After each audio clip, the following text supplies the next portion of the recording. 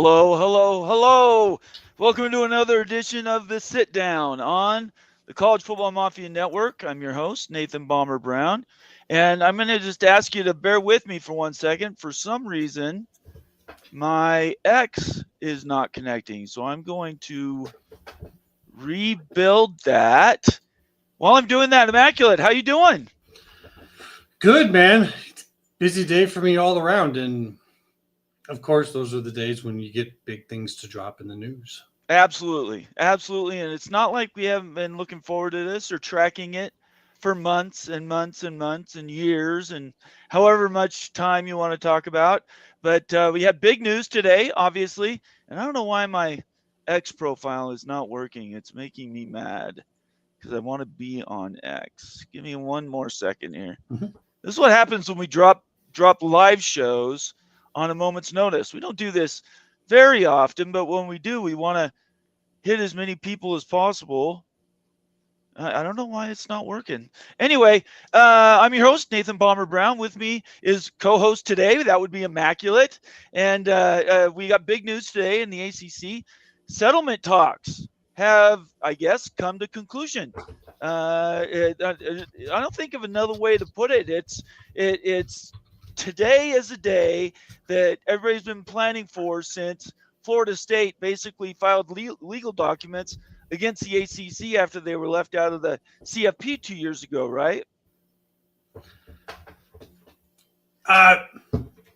Yeah, I'm still, we're trying to kind of take this in terms of what this all means for the future. And it's funny, just, days ago, all it was about was the CFP and governance and all that. But it seems like that was almost ages ago, as all of a sudden this kind of tsunami hits us today.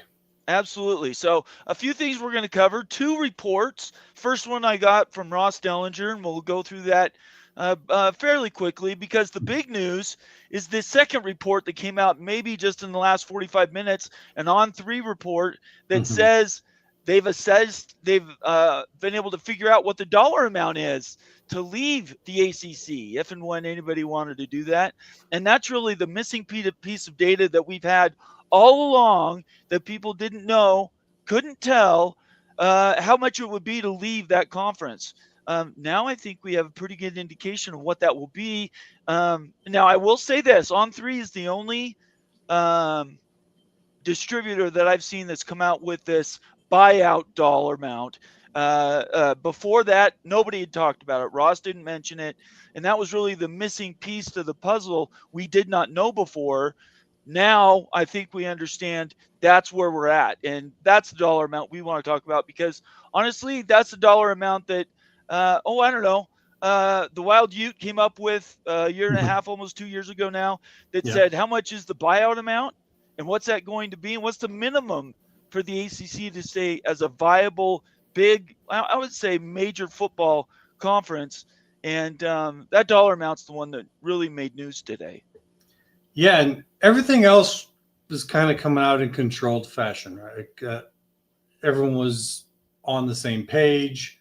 Right. And then On3 kind of snuck out here with this, and it said a source told them that. So somebody decided they wanted to provide some very serious clarity as to what this was, because there was a lot of debate out there. It was like, does this just the exit fee? Right. Does this include? And there's really nothing to say either way. It's kind of like, it's a reasonable question to ask. Sure. And then this thing came out. And if that's true, that number includes any Gore valuation, because unless they were to vote in an exit fee that has a sliding number, which it was already kind of projected to be way too high where it was already. Like that was ridiculous. Somewhere around 700 million or something. Yeah, it was ridiculous. You really can't get punitive charges. So that was going to go down, but that's what this is saying, is that the exit fee is being dropped considerably.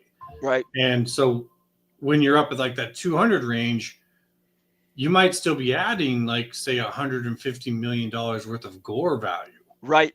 And with like a $50 million exit fee, because even at the very end of this thing, it's still, it's right in that, was it like the 100 million range? So that basically told us the moment I saw that said sliding, had a sliding scale, that this is it. This is the whole price, and that's eye opening.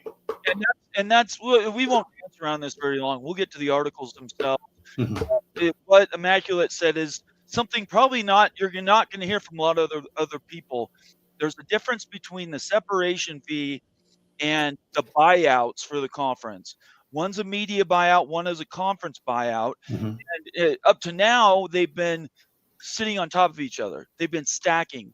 And what we're seeing now is if what is being reported is true, they're all being put into $1 amount to leave. And that's what everybody's been waiting on. It's what Florida State's wanted all along. That's why they filed their lawsuit. And I would say this, at this point, I would say Florida State won this thing. Even if they don't get it out tomorrow, even if they don't get out till 2030, 31, the lawsuit ends, and they know the dollar amount they have to send. Drew Weatherford has to go out and talk to the board at Florida State and say, this is how much we need, guys. But what's the biggest missing piece? We don't know that anybody has destinations to go to. I think this has caught the SEC and the Big 12 or Big 10 completely off guard. There was no indications because we haven't heard anything about continuing talks, about third-party talks, about anybody leaving the ACC and joining a P2 conference. This came out of left field. If I could push back a little bit on that real quick before we keep going forward. Sure, go ahead.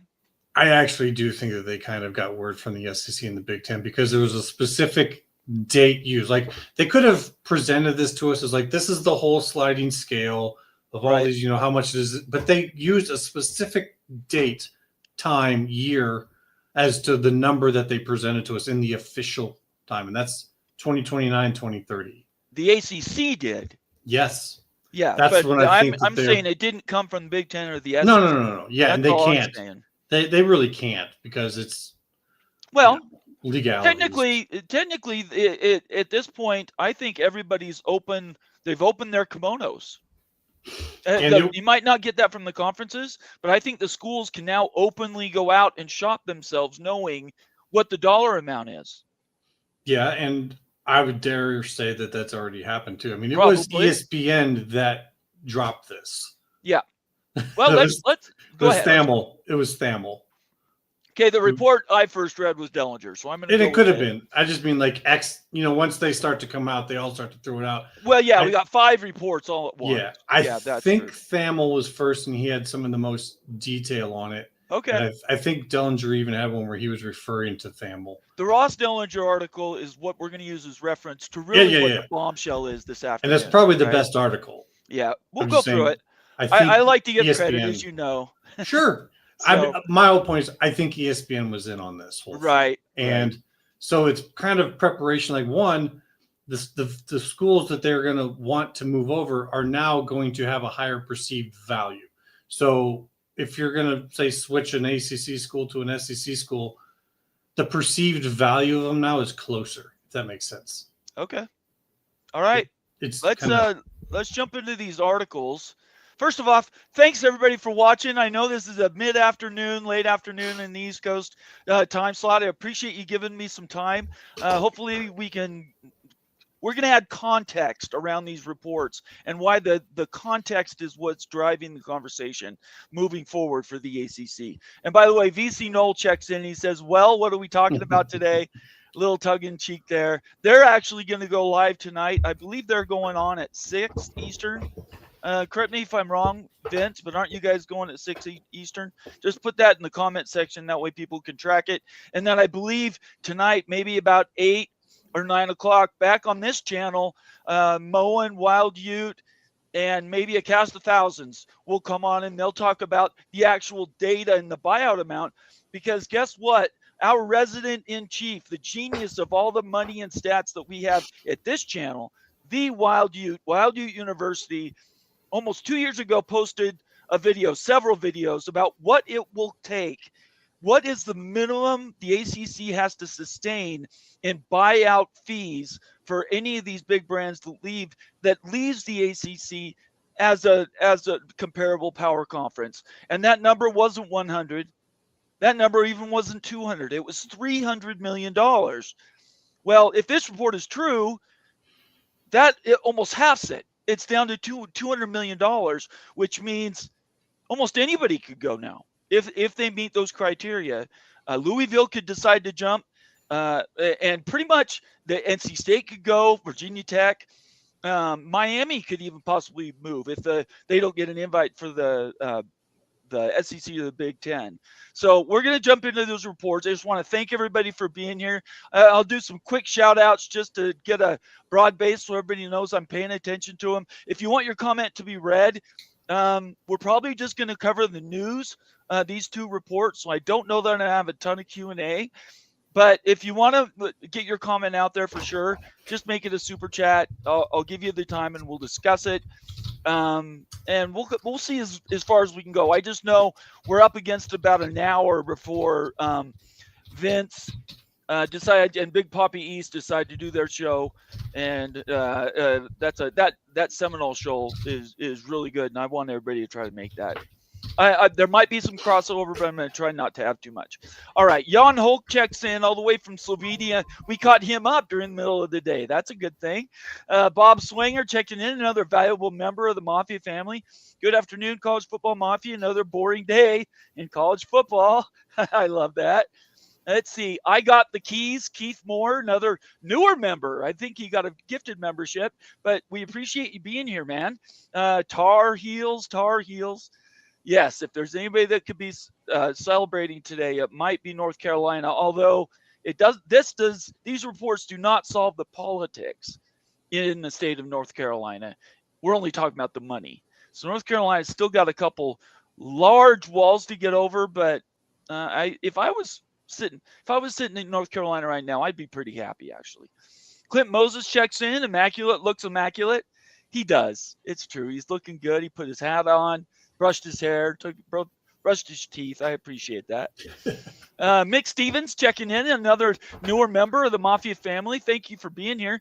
Go TCU, Horned Frogs. I'm not going to do a ton more. Big Lubbock, Elliot Cruz, newer to the channel. Thanks for being here, Elliot. So FSU and Clemson will be dropping their lawsuits, and the ACC will be going to a graduated distribution system. Sounds reasonable to me. It doesn't sound reasonable to me. And I don't think they're dropping their lawsuits. Isn't this a settlement? Yeah, I'm going to hold off on saying anything for sure on that at this point in time. I thought that was a report. It was supposed to be a settlement. I mean, yeah, like when someone says dropping the lawsuits, it means like they've given up. No, they're not being dropped. But yes, the lawsuits will go away with the settlement. Right. So that might be what he actually means by that. They are separate things, though. They are definitely distinctly separate things. If they drop their lawsuits, everything that went into the lawsuit itself would be immediately gotten rid of, right? If they settle it, then whether it's revealed or not what those details are, the settlement itself sets some case law. Now it's something that people will be able to refer back to, even if not in great detail. Stephen Vitt checking in. Didn't expect the settlement to come this soon. I think we've been I never thought that Florida State and Clemson would just walk away. That's all I can say. Thanks for being here, Stephen. Dawn in Kansas. Howdy, everyone. DeReal MVP 24. This situation sounds like a win-win for everyone involved. I don't think it's a win for Boston College. What do you think, Immaculate? I mean, I have it keeps the my conference theory together. I have my theory, and I think people maybe now can see, okay, I can see how this could maybe happen, as you're saying. So for me, if I'm right, I actually do think that private schools like Boston College and Wake, maybe even Syracuse, do like this, because from what I've seen, and this is not going to make Moen happy, but I see Notre Dame written all over this once again. Okay. And I think that while on one hand they're making it so that certain schools can leave, I think on the other hand they're making it so that Notre Dame will stay and join full time. So we'll see. Yeah, we'll see. CHJ229. Any truth to the buyout from what On3 is reporting? That's why we're doing this show right now. CHJ. We'll discuss that. I will again. I'm going to say it again. I've only seen the On3 report with the buyout amounts, so it's quite possible we do this whole show. The rest of the day goes by. When they finally sign it tomorrow, that the On3 report was in error. I leave that open because it's not signed yet. But On3 doesn't just throw reporting around like that. So there hasn't been pushback. There's been zero pushback on it. So. Yeah, that means it's probably true. Let's see. Nitwit checking in from Penn State, another valuable member. Hi, guys. Big news. ACC Meltdown 2025 continues. I will just say this. When the media deal was announced at the end of January, I cautioned everybody that this wasn't necessarily a win for the ACC. In fact, I saw a lot of signs that that was actually a bad thing. So I'm not. We'll get to it. I'm getting ahead of myself. Rock and Rant, valuable member, partner on the table here at Mafia Network. Boring day, right? No news. John Dry. I'm sorry, guys. There's just too many to say hi. Marcus Williams, $200 million to leave now, according to On3. Yep, that's what we're going to talk about. Rock and Rant said Pete Thamel was first. Okay. Give credit where credit's due. I think that's where I'm going to cut it off because I could do this for the rest of the day. Laura Weiss checking in. Good to see you, Laura. Stephen Vitt, Elliot Goose. Okay. I'm gonna make an appeal. If you're watching on X, hi Nate. Good to see you, Daniel. I'm gonna make an appeal. If you're watching on X, after the show or during the show, bring up your YouTube and just subscribe to this channel for us.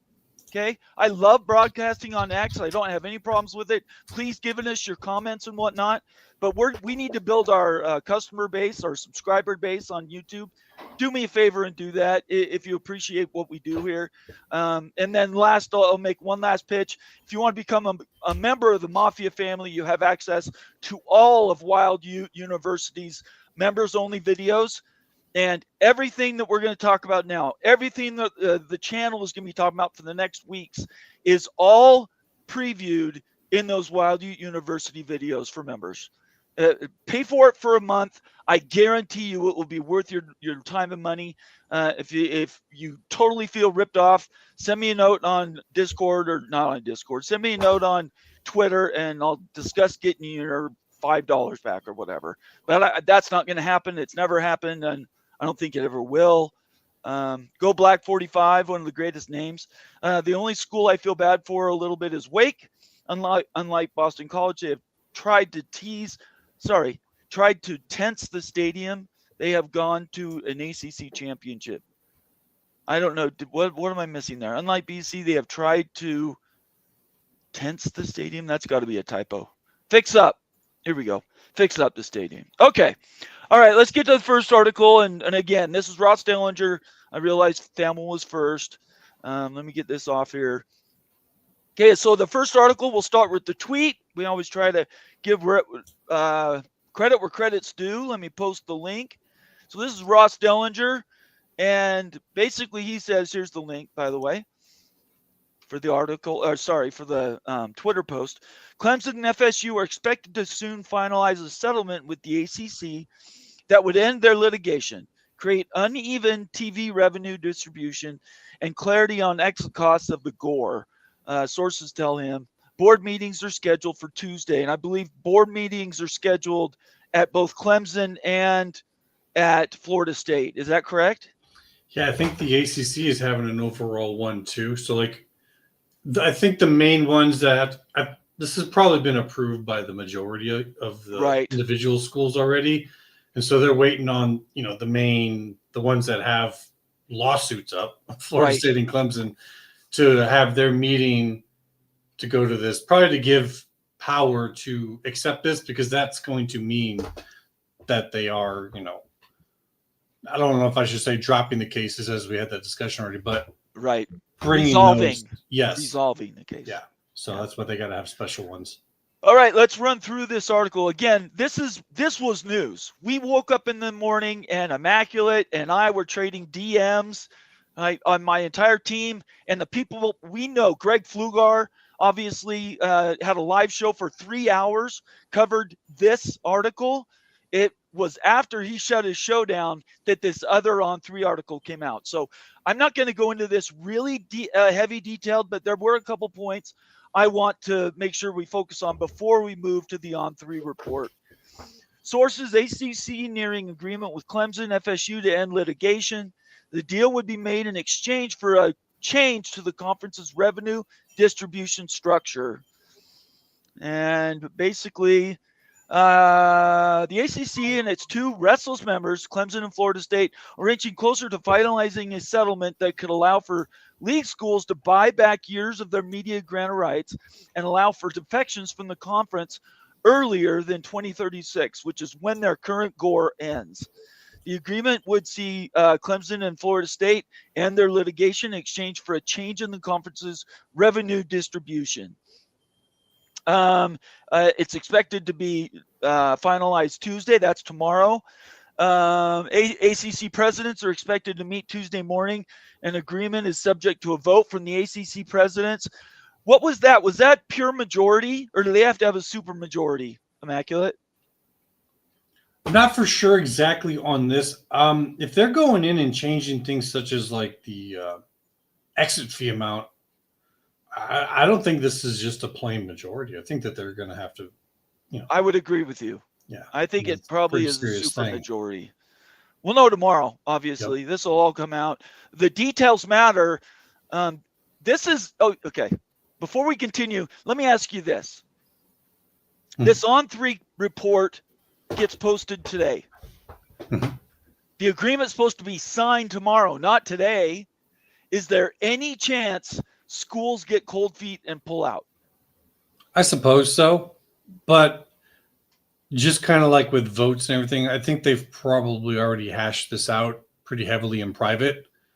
I think really what they just need is Florida State and Clemson's boards to do the approval part. Because of the lawsuits. Whereas with the other schools, it's probably just their presidents, right? Like just the plain. Yeah. I'm just curious. This is going to cause a firestorm. This On3 report, it could be a bombshell, right? They might have been willing to vote for it on Tuesday if nobody knew about it till Wednesday. Now they're getting a day early. PR, I don't know. We'll get to that. Anyways, it's very enticing to consider Wake Forest and Boston College and Syracuse all back out because this news that the ACC is on its edge. Anyway, the schools each have filed suit against the conference over the last 15 months. As I mentioned, I believe Florida State's lawsuit was December 26th, if I remember right, of 2023. That's what started this sort of dominoes going on. And they've been in negotiations with the ACC in an effort to increase revenue that the league distributes to them, as well as the media grant rights shortened, amended, or clarified in some way. So expound on that, Immaculate. Expound on the part of the distribution itself. Well, basically what they're trying to do is whoever is performing at the top is going to get paid more. And this is this is unusual. It's not the only time we've seen this. We saw Boise State get this with the Mountain West. Right. Your top programs that are spending more to try to be competitive with the other conferences, mainly talking the Big Ten and the SEC here, but also the Big 12. Right. It's going to give them more money to continue doing that. But mostly I think this buys them time because everyone's spending money if this stuff's still in court. Right. So it's kind of like at some point in time when, they got the Florida State Supreme Court judgment, it just kind of looked like everything was just going to drag on. So I just think that they're looking to cut the losses. And, this isn't just for Florida State and Clemson, though. This is also for North Carolina. Right. This is, I want to see when this comes down, how does this affect Notre Dame? Are they part of this? Like how does that get in there? They're a full voting member. They have to be involved in some level. They're a full voting member, and they got friends there. Yes. So I'm really curious to see, because they agreed before this to have games against Miami, Florida State, and Clemson. So Okay. they could argue that they're providing a large part of this value to do this. Of course, those So numbers have been proven. Yeah, yeah, the viewership numbers for the top 4 schools that we've been mentioning by far and away carry that conference. so that's my thoughts. Is this goes back to that decision? I think Okay. it's connected. I think when Notre Dame and them all signed to this, that led us into this, because Okay. having all of those games guaranteed means I think there's going to be more money there. Let's get to So the next little part of yep. this. Under the proposal, the conference would create a new revenue concept that awards significant dollars to programs achieving higher television ratings and viewership in football and basketball. Those are the money sports. Mhm. The revenue formula would be based on a 5-year rolling average of Nielsen ratings generated by each league school. The Media Value Initiative is expected to distribute millions to members in decreasing payments from most watched to least.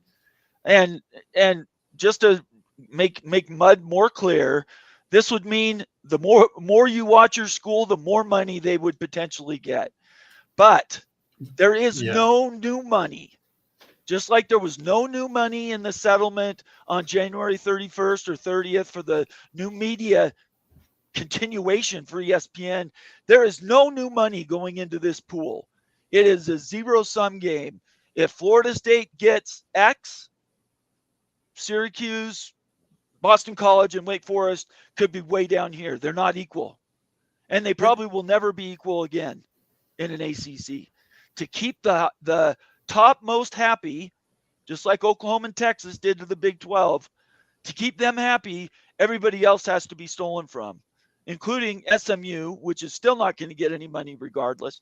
They got the $4 million bonus from getting in the CFP, but that's it. They got from the ACC.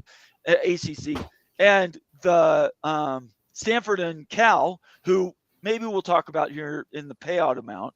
Stanford and Cal, they're only getting 30% of the money, I think, for 3 or 5 years. So you take that all and throw it all together. No new money is going into the ACC. No new money is going to any of the schools. This is just taking from Paul and giving it to Tom. That's it. Well, first off, we've got to keep in mind that these payouts, these deals, the numbers that we have leading into these seasons, these are all projections. They're not exacts. And so numbers, ratings, everything, the payouts can actually go up and down, just like what we saw at the SEC, where their payout actually went down from one year to the next for reasons that were somewhat out of their control, but it's possible. So by what they're doing with the matchups, they might actually get their payout increased a little bit. But generally speaking, you are absolutely right. Some of these schools are going to have to accept to take a little less. But if you think about it, it would be a lot less if, say, some of these schools just paid and got out. You know what I mean? Right. Like, of course. It's still a net win, but yes, you're kind of saying, yeah, we'll take this. But to me, the big part in that, and then I'll end with this, is that's not win-loss based. Before, when they talked about doing this, it was a lot about wins and losses. It's just viewership. Right. Now it's just viewership. And that tells me Florida State had a big say in this, because they're saying we don't want our 2-10 season, because they're going back 5 years, look at this, whatever. They don't want that to be part of it. Because you could say even with their 2-10 season, they still had numbers in like the top 3 for viewership for the conference. Right. Well, so, Georgia Tech was a huge. They probably improved their they had the number stock one better than anybody. They had number one viewership in the conference last season. Let's see. The proposal comes after a conference approved last year what it described as Success Initiative, a system that distributes more revenue to teams that excel in football and basketball. That initiative, so the one that was already in place from last year, that initiative rewards high-performing football programs as much as $25 million if all success benchmarks are met, such as qualifying for a bowl game, finishing inside the top 25, and advancing through the CFP. Okay, so those are ways that schools right now could get money. It continues. The initiative, as well as new media value bonus pool, is an attempt for Commissioner Jim Phillips and league administrators to reward winning in a way that helps close the financial gap between the ACC and the two richest conferences, SEC and Big Ten. That's a fool's errand, by the way. Trying to close they should just be happy where they're at.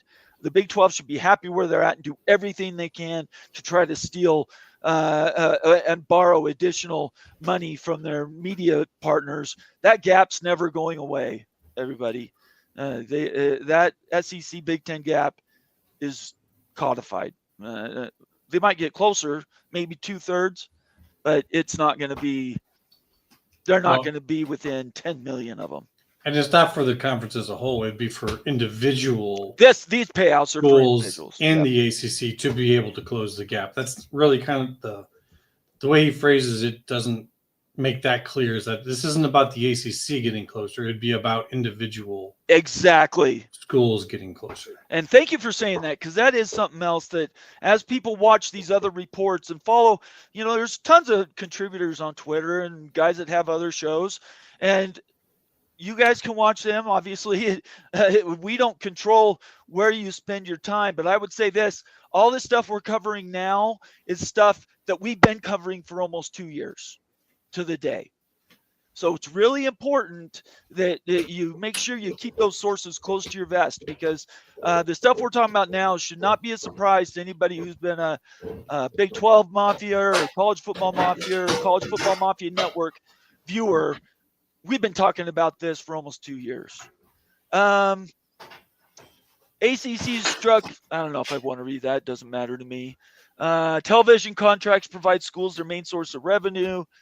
The settlement with the ACC is expected to define a penalty fee to FSU and Clemson and all other members that wish to at some point exit the conference and break the grant of rights. The ACC grant of rights quite literally grants television rights of member schools to the league. There is no established financial penalty for leaving, but any exiting member would risk the conference enforcing the agreement and remaining in control of their television rights. I'd say that goes along with the On3 right there. I was just going to say that's a preview for the On3 article. Yeah. And again, this is really important because at least Ross did not have the On3 article information shared with anybody. So the fact that we're going to now marry that with these original reports is where we're closing the loop on the information. Let's see. Settlement is to establish financial. I don't want to talk about that. However, there is a separate fee that is more defined by league bylaws, requiring an exiting member to pay 2 years' worth of per school distribution. Stakeholders believe that the next major shift within the industry will come between years 2030 and 32. I would say from 29 to 32. Yep. Back it up 1 year to include the Big Ten renegotiating their deal. And people might think that's a long time, but remember, 2 years advance warning, so 27. And that's only 2 years from when they're about to start the entire new age of college sports with governance and everything. So this is really actually a short window. Absolutely right. You're exactly right. During those intervening years, the Big 12 and Big 10 television contracts end. The Big 12's ends in 30-31. The NCAA men's basketball tournament and college football playoff television deals end around the same time as well. The sport will also be 5 years into the athlete revenue sharing concept in college sports that many expect to more formally divide the richest schools from all the rest. The long discussed splintering of the FBS. And I'm going to give you a second to review that really quick with everybody. Immaculate. Yeah, he's just kind of really just saying what I was just saying is that we've got this very intense period of time coming up where these guys have so much to do and deal with that they're not going to want to also work on this realignment stuff. But that's being prioritized right behind it. And when this happens, we're talking about a brand new governance structure. We might be moving to 3 subdivisions instead of 2. The current are based solely around football. The new subdivisions were based on all sports. So there's a lot for them to figure out. Remember that while we may only pay attention to football and basketball as fans, the guys who are the administrators in this, they have to do all sports. They got to figure it all out, all that travel. You might have schools that have to leave conferences because they're not willing to opt in at the same levels. It's right. It's going to be a bit of a, musical chairs game there for a little bit. So this I find ironic. Also a part of any long-term agreement, the league's biggest brands, Florida State, Miami, Clemson, I would put UNC in there, are expected to play more football games regularly with Notre Dame. The Irish are expected to play at the very least 2 of the 3 each season in a rotation. Those games are almost certain to be among the most watched ACC contests each year. And then this one cracks me up. Clemson and Florida State's willingness to remain in conference is, for some, a shocking revelation and an about-face from their previous actions. Why is that an inside joke? Why am I laughing about that? Why is Vince here representing Seminole Nation and that means anything? It's because if this is true, that the On3 report is right, there's no guarantee at all that Florida State and Clemson stay in the ACC. They can buy their way out, essentially. Yeah, I think the guarantee is, okay, it takes 2 to dance. Yes. Well, they might want to leave immediately. I think these folks know that the SEC and Big Ten aren't interested in them immediately. So in that regard, it's kind of safe for the next couple of years or so. School officials have felt that if they are legally unhinged from the ACC's grant of rights, there will be takers. That means the schools by other conferences. But it is unlikely that any SEC or Big Ten school will agree to accept a reduction in their TV distribution to add any school, something Yahoo Sports reported last spring. In other words, say Florida State was going to go to the Big Ten.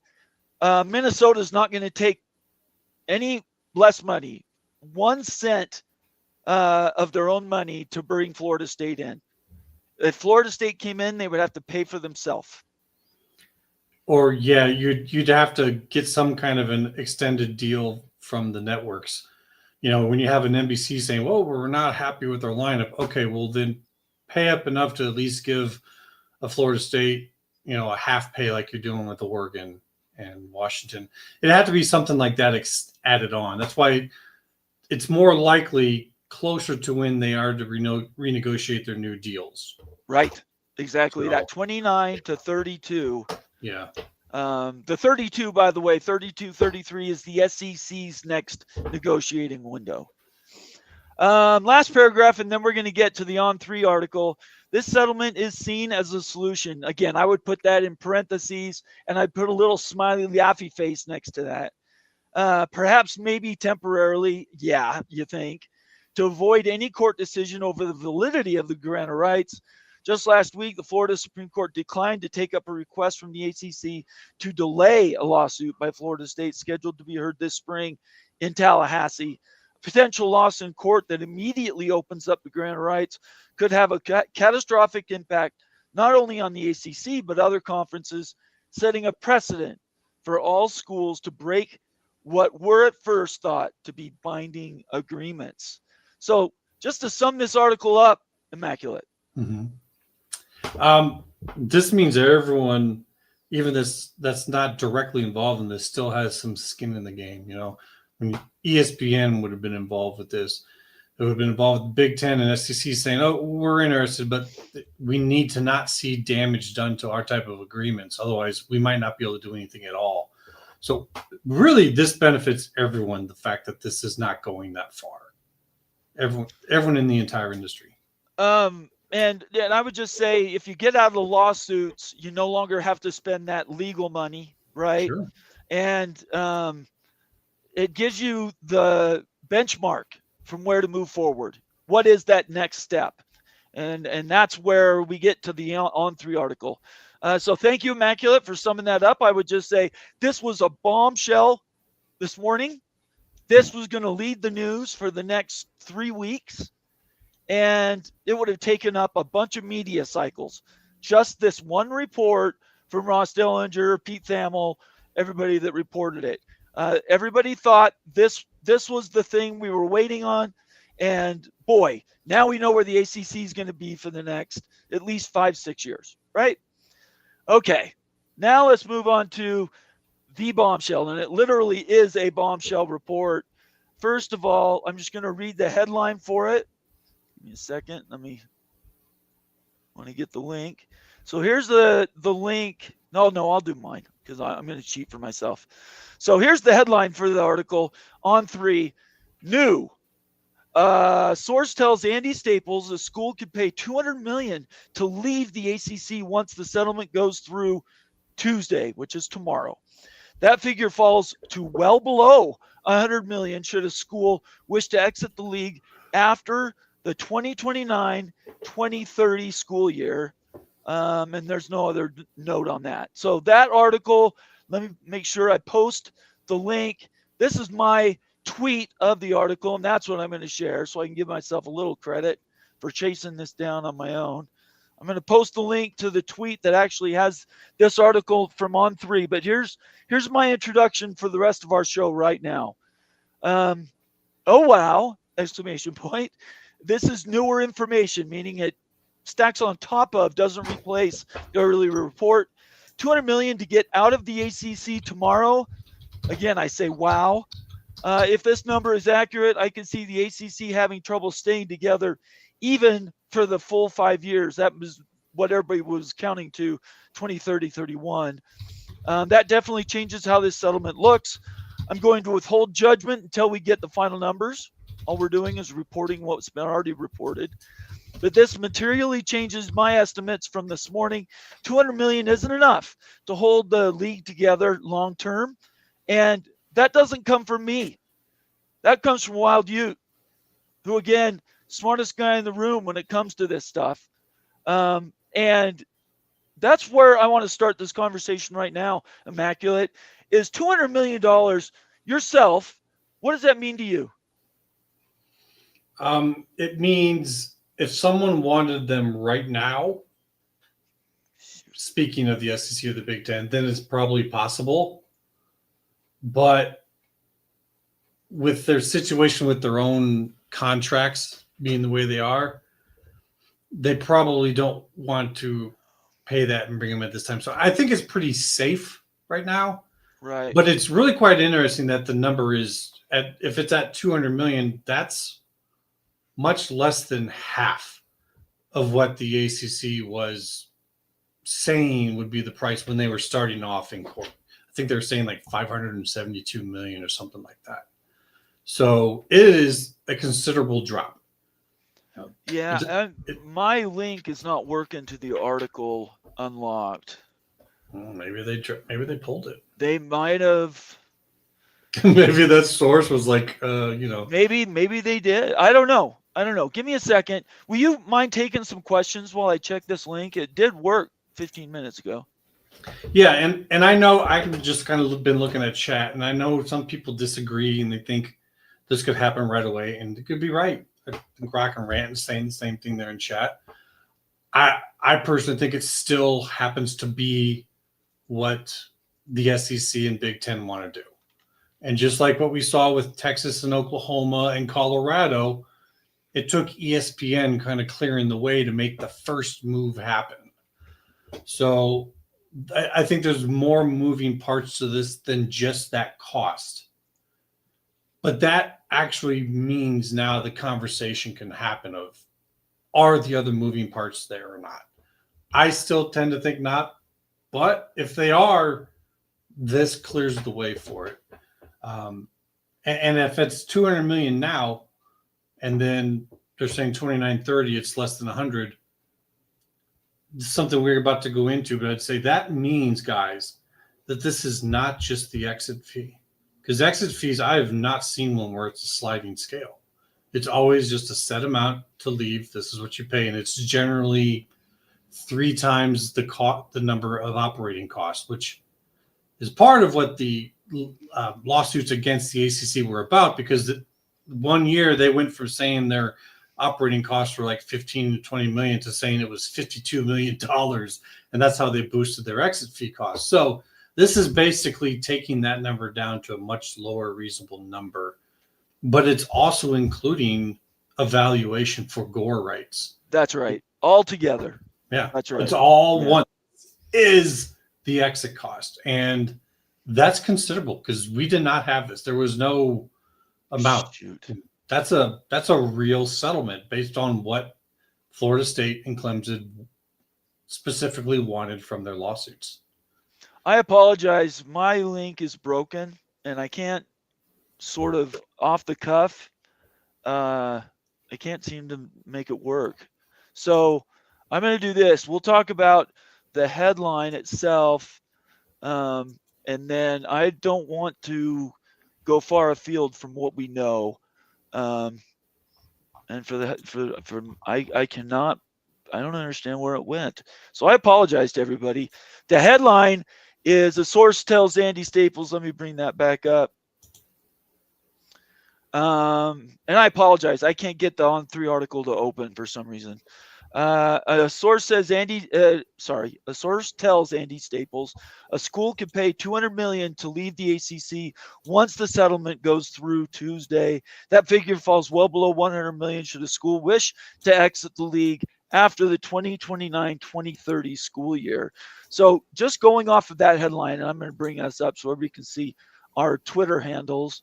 What that means is if tomorrow it gets approved and the $200 million is the buyout amount, it's going to depreciate every year as we work towards 2036.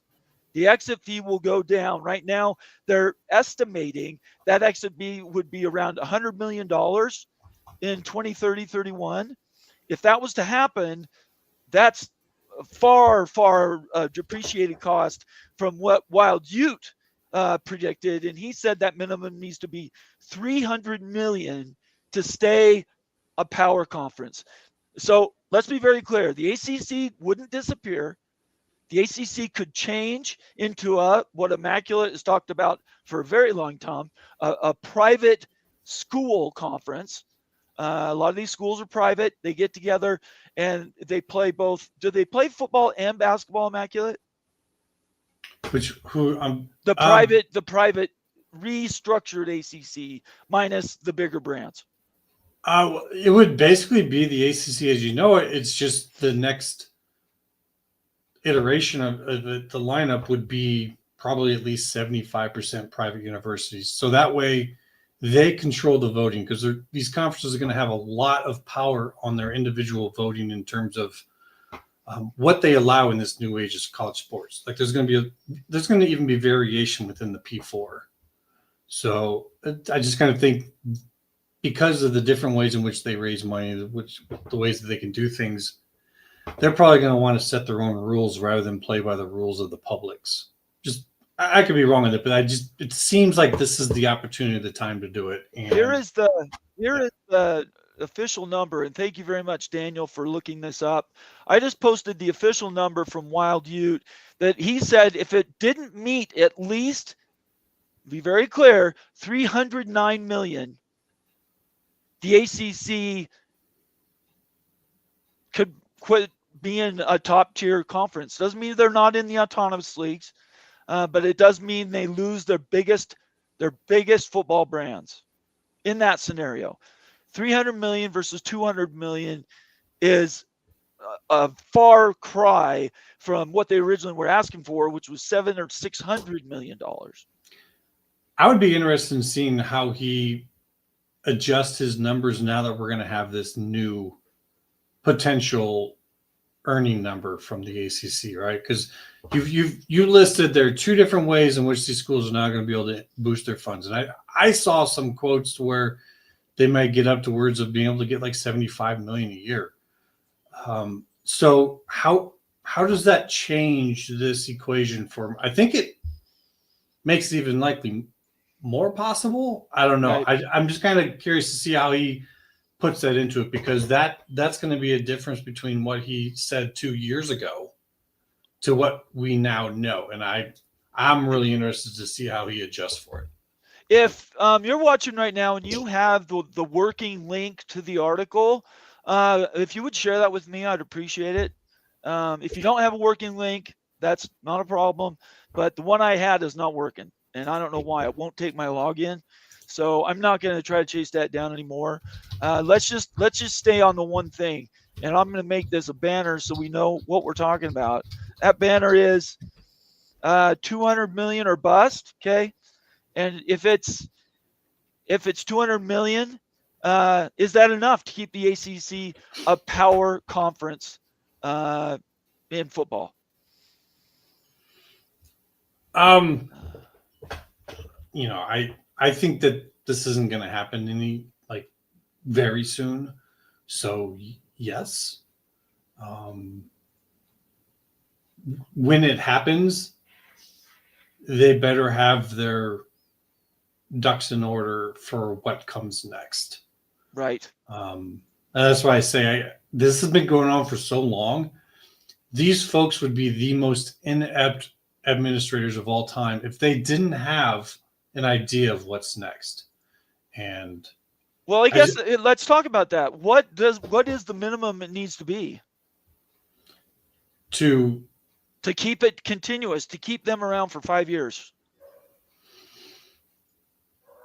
I think where it's at right now. I mean, if your top schools are waiting for an invite from the Big Ten or the SEC, the one thing that could have possibly maneuvered this sooner if those two schools aren't interested, and I'm already caught some crap for this and probably continue to, but it's the Big 12's possibly getting in a big private investment and using that money to basically buy some schools out.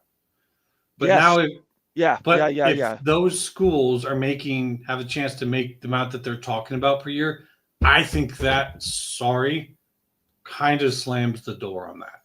Well, let's I got the article. I'm not going to say who shared it with me because I'm not sure. It's just me. I want to take responsibility for this. I had this and my login's not working, so I'm going with this copy. And it's the title I already read. I'm just calling it ACC Armageddon. But let's go through these details because they matter. There will be a number. Here we're talking about 200 million. Let's see what this says. That's what truly matters is Clemson and Florida State moved to settle their lawsuits against the ACC, and the ACC moves to settle its dueling lawsuits against the schools on Tuesday. That's tomorrow. When the settlement is complete, there will be a dollar figure that an ACC school can pay to no longer be a member of the ACC and to no longer have its media rights controlled by the ACC. So I'm going to take everybody back almost 2 years. When we were discussing Florida State potentially leaving the ACC, what did we talk about? We didn't talk about the yearly figures. We didn't talk about how they all fit together. We talked about what was that number going to be to buy themselves out of the gore and get away from ESPN on their own. That was the number we were guessing. And for months and months, we did short videos on it. I just told you one of the, in the back of my pocket numbers from Mute, it was 309 million or bust. That was the minimum. So let's describe what that looks like. Florida State writes a check for 309 million right now. The ACC by itself would continue to be a power conference with all the gravitas they need because they would still have North Carolina, they would still have Clemson, and they would still have Miami. That amount, that 309 million, would get distributed over the remainder of the media deal and however many schools there are in the ACC. It ends up being just a few $1 million. It's not a big number that would scare anybody. Go ahead. Yeah, I'm sorry. I do not want to interrupt, but I did want to throw in on that idea because I know you've got a lot going after that. That number doesn't necessarily have to go across the board equally, Oh, no, of course. If there's certain schools that they definitely want to stay behind, they're probably going to give them a very heavily unequal amount of that exit fee money when it happens. Completely agree. Yeah. Completely agree. Talking about Notre Dame, everyone, if you haven't read between the lines yet. Let's get through this. Let's see. When the settlement is complete, there will be a dollar figure that an ACC school to pay to no longer be a member. Let me scroll down here. The ACC, let's highlight what I'm actually reading. The ACC will spin this settlement as a victory And given the circumstances, its attorneys probably got the absolute best deal they could. But if the reported number is accurate, then the clock already has begun to tick on this version of the ACC. Make no mistake, Clemson and Florida State got what they sought. Mhm. I completely agree. Mhm. Their worst case scenario, staying in the ACC through 2036 at a revenue share they found wanting, was always much better than the ACC's worst case scenario. Everyone can leave the conference without paying anything. That was if they won their lawsuits. Clemson and Florida State will make more money through an agreement to give more to the schools that get better rankings and win more in football and to a lesser extent basketball. So that's where we set up the picture, right? That came from the other article. Yep. This is the baseline. But the worst case scenario that anybody could imagine for Florida State, let's just continue to use Florida State since they were the first one to place a lawsuit. The very worst that Florida State could be held to is exactly what they're going to receive regardless. There was no going backward from where Florida State was. Everything after they filed that lawsuit was going to be a win, whether it was a reduction in the Gore fee, whether it was a reduction in time. In the best case, it would be both of them together, which is essentially what we're talking about here. Go ahead. I'll let you comment. Yeah, just real quick. For all of you listening here that might be Florida State fans, and you took a whole lot of crap from folks over that time period, this is very much a victory lap for you. And while Dellenger and Thamel and ESPN folks know that, they're going to play, they're going to tote the line because that's their business model. On3 has a chance at times to be a little bit more of the rebel, and that's what they're doing here. They are presenting, kind of a realistic look at this, that Clemson and Florida State won. Did they win everything they wanted? No, but that you never really do. So for Florida State fans, just remember when you're taking your victory lap out there, just remember you're still going to be with those folks for a couple of years or so. But this was a hard-earned victory. Let's keep going on this. More important, Clemson and Florida State got a number. They did receive a number. When the ACC sued Florida State in North Carolina in December 2023 as a preemptive strike because Florida State was about to sue the ACC in Florida, the ACC argued there was no number, which is what everybody reported. Josh Pate, us, Peek Around the Corner, Greg Flugart, everybody. Right? All the partner people that we have to our show were reporting the same thing. And that is, once there's a number, the ACC is on borrowed time. That was always the argument. Yeah. And that I have some difference of opinion on that, but to the majority, I get how it's seen that way. Like ACC is on borrowed time because their main value partners right now are now looking at that door saying, we can see where it is.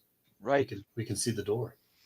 When the ACC sued Florida State in North Carolina in December 2023. Oh, sorry. I already read that. I apologize. Yes, there was a defined exit fee of 3 times. This is the original. This is what it's been all along. There was a defined exit fee for 3 times the annual conference payout, about $120 million. But according to the ACC, there was no number a school could pay to buy its media rights back before July 2036. Basically, they told Florida State to go step off. You're not getting your media rights deal. Go ahead and leave the ACC, but you don't get to take any of your media rights with you. Through 2036, when the ACC's grant of rights expired, because according to ACC's lawsuit, the grants of rights was irrevocable, and the league didn't have to sell Florida State's or Clemson's or anybody else's, for that matter, rights back to the school unless the ACC chose to do so, which it did not choose to do, obviously. So a school could leave. It could pay the exit fee and try to join another conference, but without the ability to sell rights to televise its home games until 2036, that school would be effectively worthless to another league. I would put a caveat on this. This was only home games. The school schools continue to control their away game rights. Well, those away games are someone else's home game. So whomever has the home game, If that's they're where the rights playing in go. conference, Yeah. So like right? If they say, scheduled 6 out of conference games, they would get that money. the out of conference games, yes. Yeah, as long as you're not playing in the ACC. Yeah. So a school could leave, it could pay the exit fee and try to join another conference, but without the ability to sell the rights to televise its home games, the school would effectively be worthless. Florida State's attorneys estimated the total potential payout in such a situation was more than $500 million. Yeah. But the ACC's attorneys argued, in essence, that such a number did not exist so long as the ACC refused to sell. They own it. Their argument was they don't have to sell them. They'll continue to control them. Now, this is where it starts to turn. This is where we get new details a little bit. Now there will be a number. We're hearing 200 million. And a source told On3 a school could pay about 200 million to leave the ACC once the settlement goes through Tuesday, tomorrow.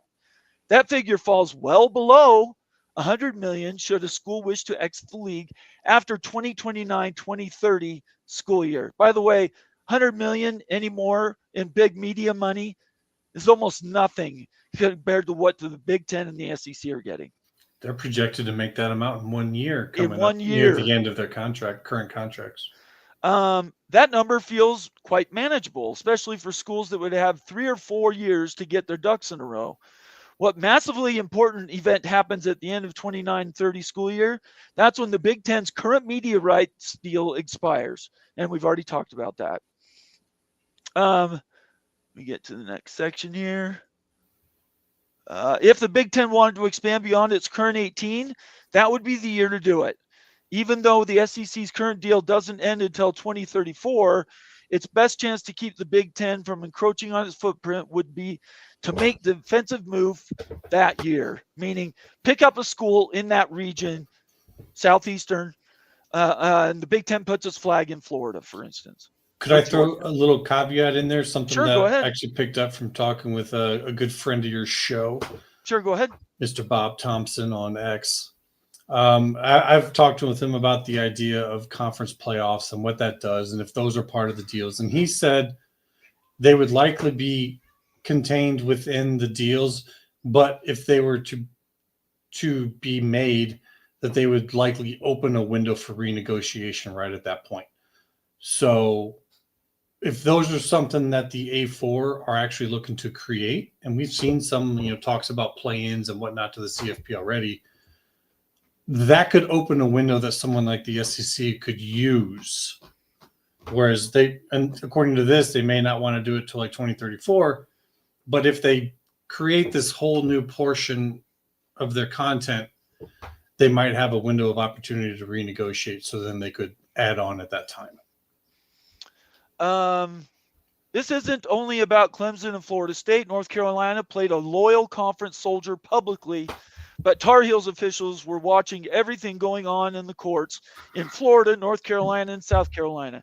Miami officials likely watched closely as well. Basically, North Carolina and Miami got to ride on the coattails of Clemson and Florida State for being the first ones to go ahead and set the lawsuits and get this ball rolling. Everyone wants to be in the Big Ten or the SEC, and those four would be the most likely candidates to move. Not necessarily the only candidates. Depending on who you talk to, Duke, Georgia Tech, even Louisville has been talked about in the past. We just certainly don't know because there was no dollar amount for people to bid against. Now there is. Yeah. Let's see.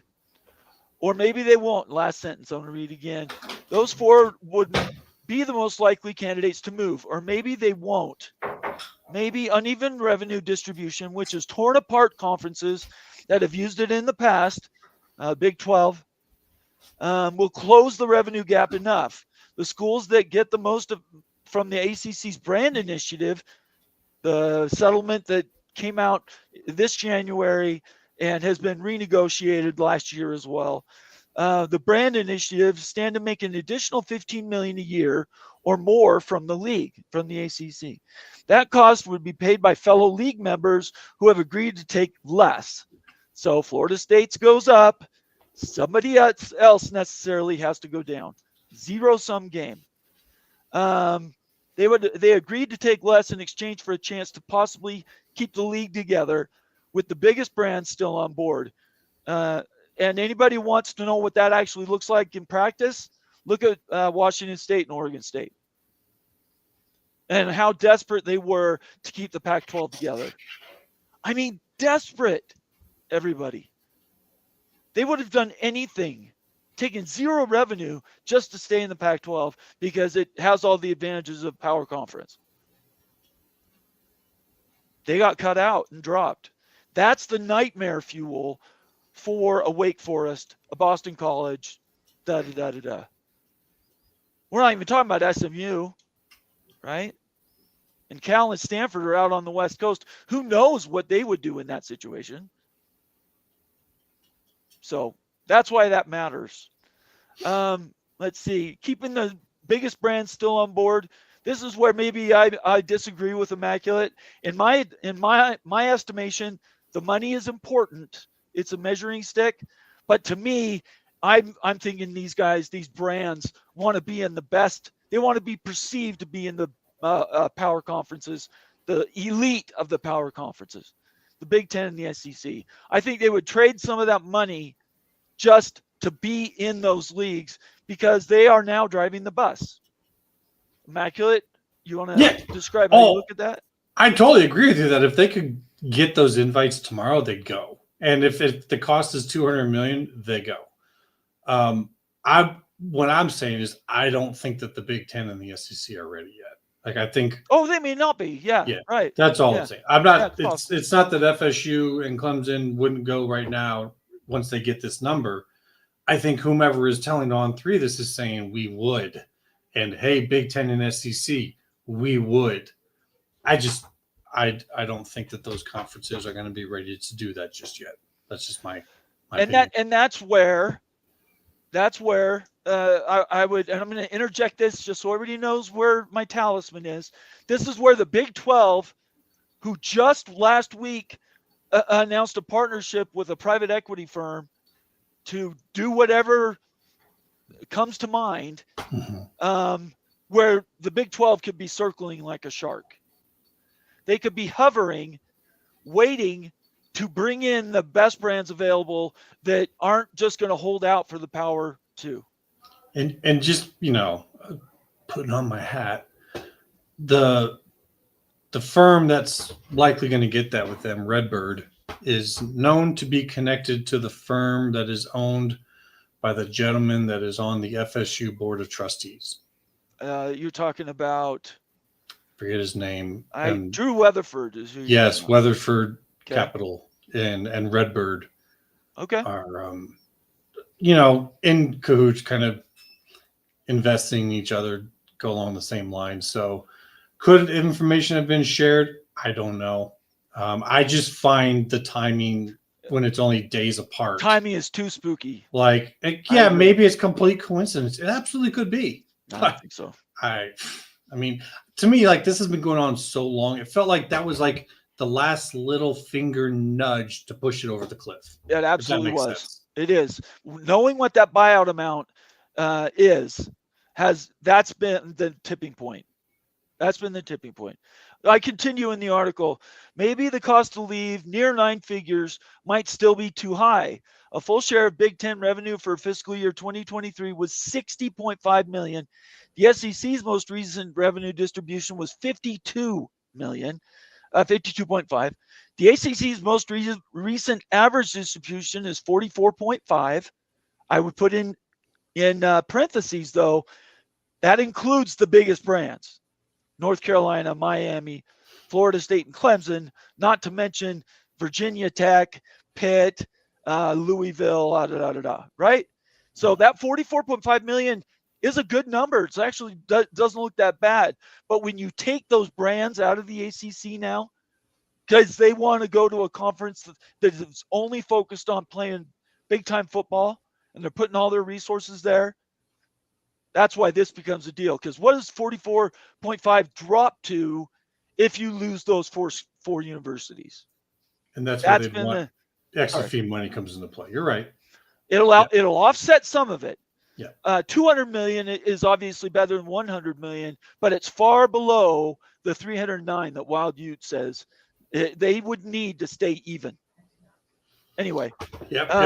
That's why they said they got to have a plan. And, I've put together one possibility, and that may not be it at all. There might be a different possibility that might be the case, but this tells me that I think that plan is there.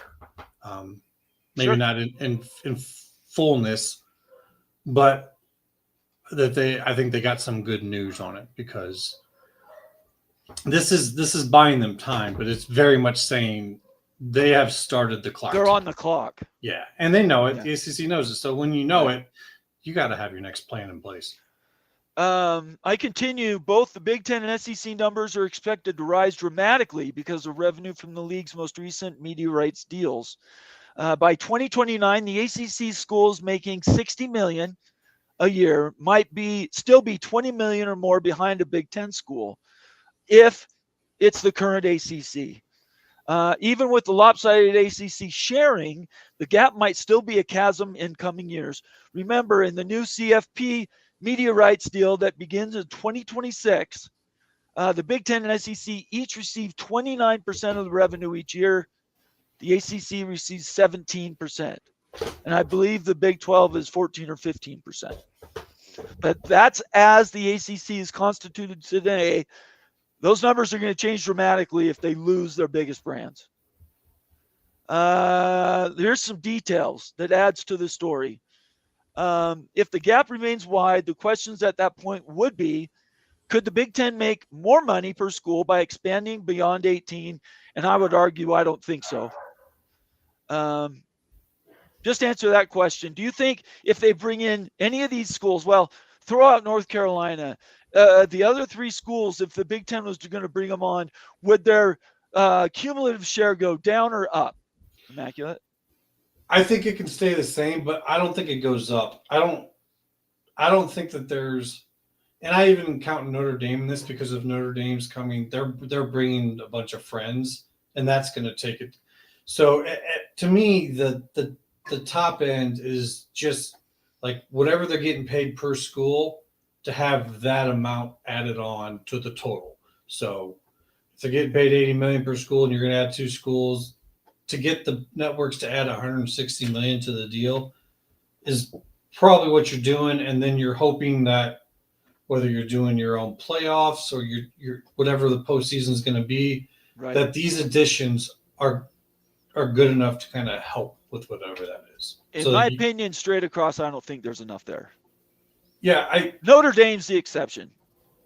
It is. If they only bring one team with them, then I could see that raising it. I tend to think that they'd want at least three other privates to come with them, so that there's a good group of private schools in the Big Ten for voting.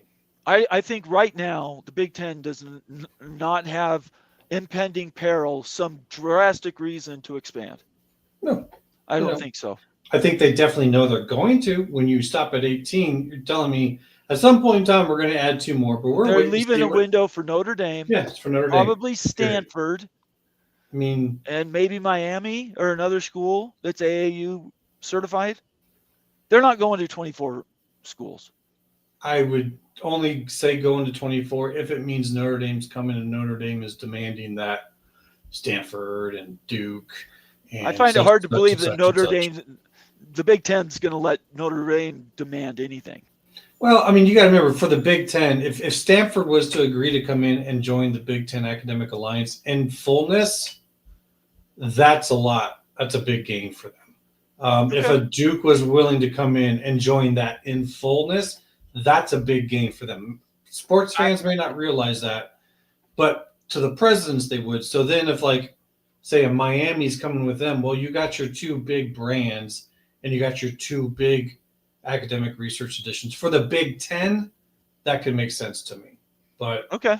All right. I don't. You and I are going to disagree today. I know. I get it. It's all good. The next question: would the SEC consider expansion beyond 16 in order to keep the Big Ten out of its footprint? My answer is no. I don't think there's a desperate reason for the SEC to expand. Something would need to change with the Big Ten, but the SEC right now is happy at 16. And who are they going to bring on? That's going to bring 70 million. That's been my question for months. What school besides Notre Dame is it going to guarantee you at least $70 million every year? Well, I think that comes down to what schools does ESPN want to see given the SEC opportunity? Just as much as the SEC. The SEC, I could see them wanting to get into the state of North Carolina. I could see them wanting to have University of North Carolina and everything that it is associated with their schools. Like as schools, not just as a sports league, but as schools. I could see them wanting that, So then you have to handle the money side of it. And it's like, okay, ESPN, do you want North Carolina to have that same opportunity? I think they do. That's fair. Because you look at the SEC now with what they're doing with all that extra money, they're trying, in my opinion, they're trying to build the major basketball league. And Big 12 guys see that threat coming your way. That's who's coming after you for basketball. It's not the Big 10. It's not ACC. It's the SEC. And so that's why I say look at some of these schools in the ACC, like Clemson and North Carolina and North Carolina State. Those are now like the major basketball programs there, but also could do football. So I do think that there's some, but ESPN, just like they did with Texas and Oklahoma and Colorado, they'd have to make up, grease the wheels to make it happen. I agree with that. By the way, I love everybody's comments. I love when you guys disagree with me or disagree with Immaculate. That's what we do here. I'm not telling you what to think. I'm just passing on information and then analyzing it, running it through a filter, all the stuff we've learned in the last 2 years in realignment. Okay. Yeah. And to add to that real quick, in the past, we always talked about the SEC would try to block the big. We've had those conversations. I think that's over. I think those days are long gone. In fact, if they're talking about having like a combined schedule together, now having a Georgia Tech in the Big Ten for that Georgia Tech-Georgia game makes sense. A Florida State in the Big Ten for the Florida State-Florida game is part of that makes sense in ways that it didn't make sense before. So there's a lot of changing moving parts now. And a lot of overlapping storylines. Mm-hmm. If the answer to the first question is no, meaning could the Big Ten make more money per school, this version of the ACC might hold together. The Big Ten probably wouldn't expand if it weren't financially worthwhile. We just talked about that. The SEC probably doesn't need to add Southern schools for the sake of adding them. Everything in that paragraph I agree with. There is no urgency in my mind for the Big Ten and the SEC to expand today. No. But now we're talking about you have a buyout amount. That calculus may change. But if the answer to the first question is yes, someone is probably leaving the ACC, it's not one. I think it would be multiple schools leaving the ACC. If the answer to both questions is yes, then the two richest leagues could wind up competing for new members. And I don't see that.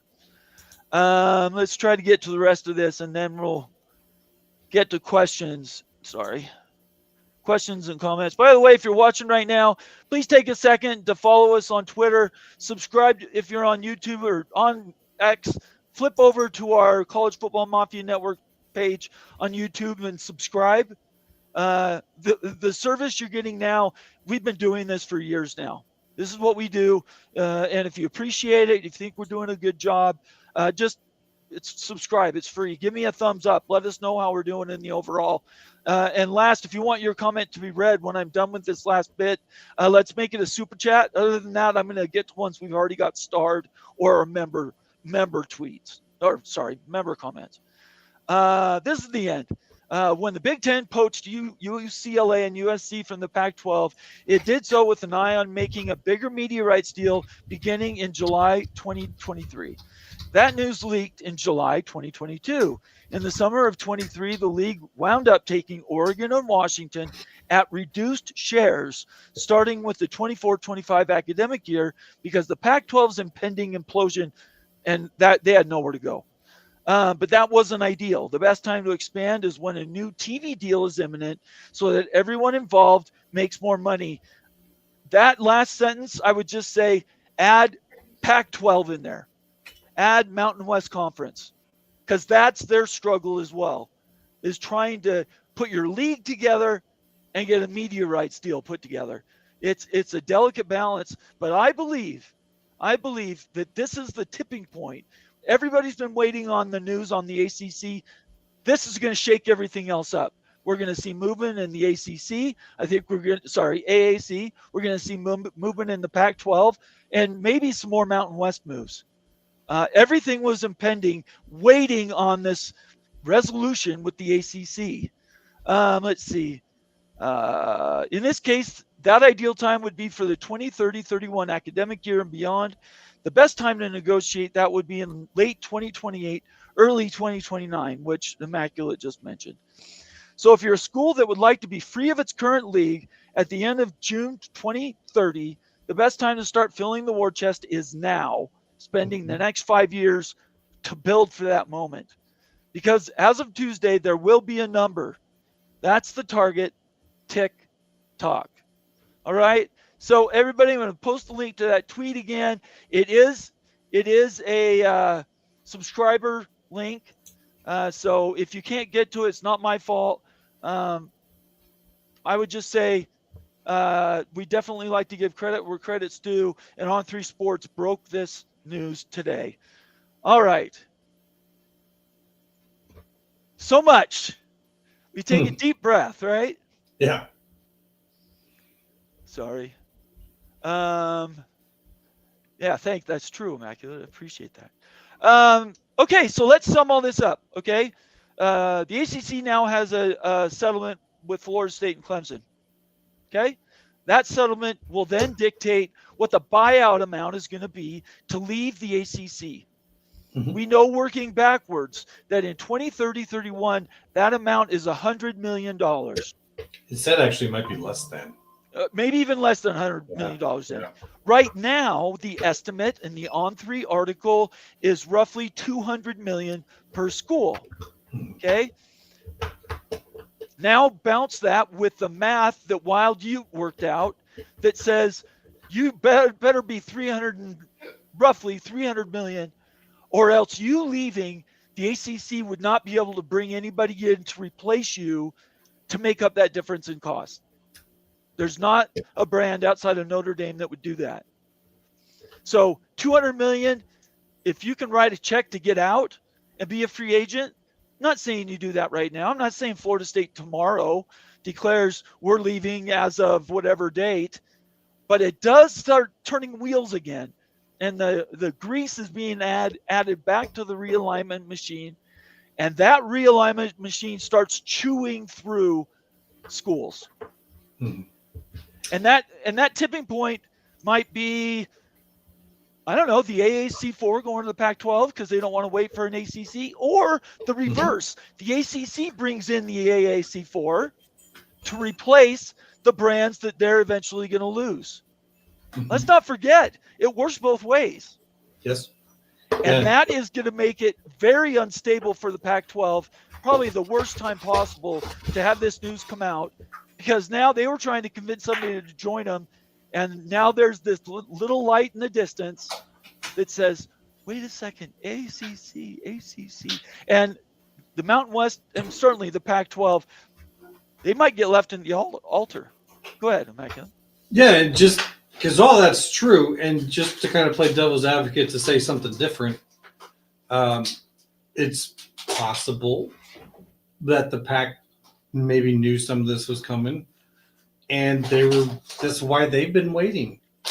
Because like you're saying, if this actually shuts down expansion for the next couple years, 2, right, 3, 4 years, now if you were in AAC school, you were sitting there going, well, we heard we might have a spot to replace schools in the ACC if this whole thing gets busted open by the courts. Now you look at this saying, we might need to do something now because the new age of college athletics is happening, and we need to start figuring out ways to make this money now. So it kind of makes you wonder, is the PAC willing to do some kind of an interesting deal with some of these schools to where, they may not want to be held down real tight, but they might be willing to make a move if they have some leeway of the future. So I don't know. We'll see.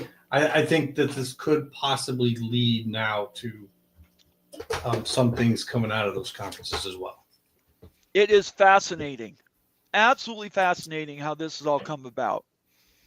The timing of the Redbird Capital announcement last week could not be an accident. Because I did not expect to hear anything about this till after the governance and House settlement stuff. One thing I said to you multiple times on the show is like, we continuously get the lesson taught to us that things are happening sooner than we think. And as much as I'd say that, and then get to the point where I'm like, okay, well, it makes sense that this will happen here. Once again, this happens sooner than we thought it would happen.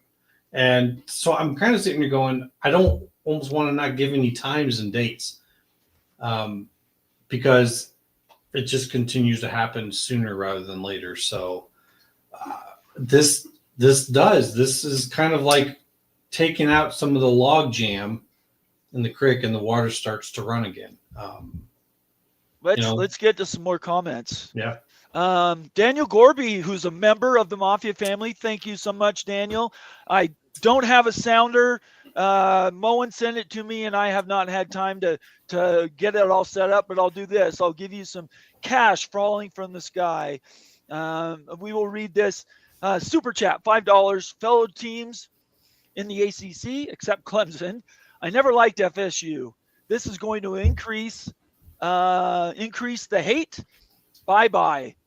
So a lot of people in the ACC are like, take a heavy sigh, deep sigh, saying, okay, the anvil, sorry, the scythe is now struck, and now we at least know, we have some certitude around what the Gore buyout is and where our conference stands. There's no more ambiguity there. If everything that was reported today is identical tomorrow when they approve it. Yeah, and I can see from an FSU fan perspective how it could feel this way. But you got to remember, for those other schools, even though they might be giving up some of their money to FSU and Clemson, what they're not going to see happen is a loss in court, which allows them to immediately break free for nothing. Because that's what happens. That's what could have happened. That's what happens. Like, they don't then say, okay, the new price. The court's not going to say the new price for you getting out is this. They're going to, they would null and void something. They would make it unenforceable, so it would be zero. So it's really kind of we don't want that to happen. So it's not necessarily a bad thing for those schools when you consider where the situation was now with the courts. So yes, between fans, there might be some bad feelings, but I think within the schools, they might be breathing a little sigh of relief. Like, okay. I just think they want it done. They need to just know one way or the other. So much to deal with, man. All those schools still have all of this new age college athletic stuff to deal with. They still got to figure out how to make all these plans. So knowing this now they can make those other plans. Let's get to Ryan Willie, who's been a member for 13 months. Ryan, thank you. I'm so grateful to you. You're an OG. You've been around forever. You talk about us all the time. I really, really respect your comments, and having you here makes our show that much better. So I'm very thankful for you being a member. Thank you so much. Sorry, Nathan, I'm not as if he's talking to me, but the implosion starts tomorrow. And he's saying there's no delay. The ACC will die in the next 2 years. I would disagree with you, Ryan. I think the ACC is going to be here for a while. They've already got media contracts that are signed. They have a certain value. I just think they're going to backfill, just like every other conference has done.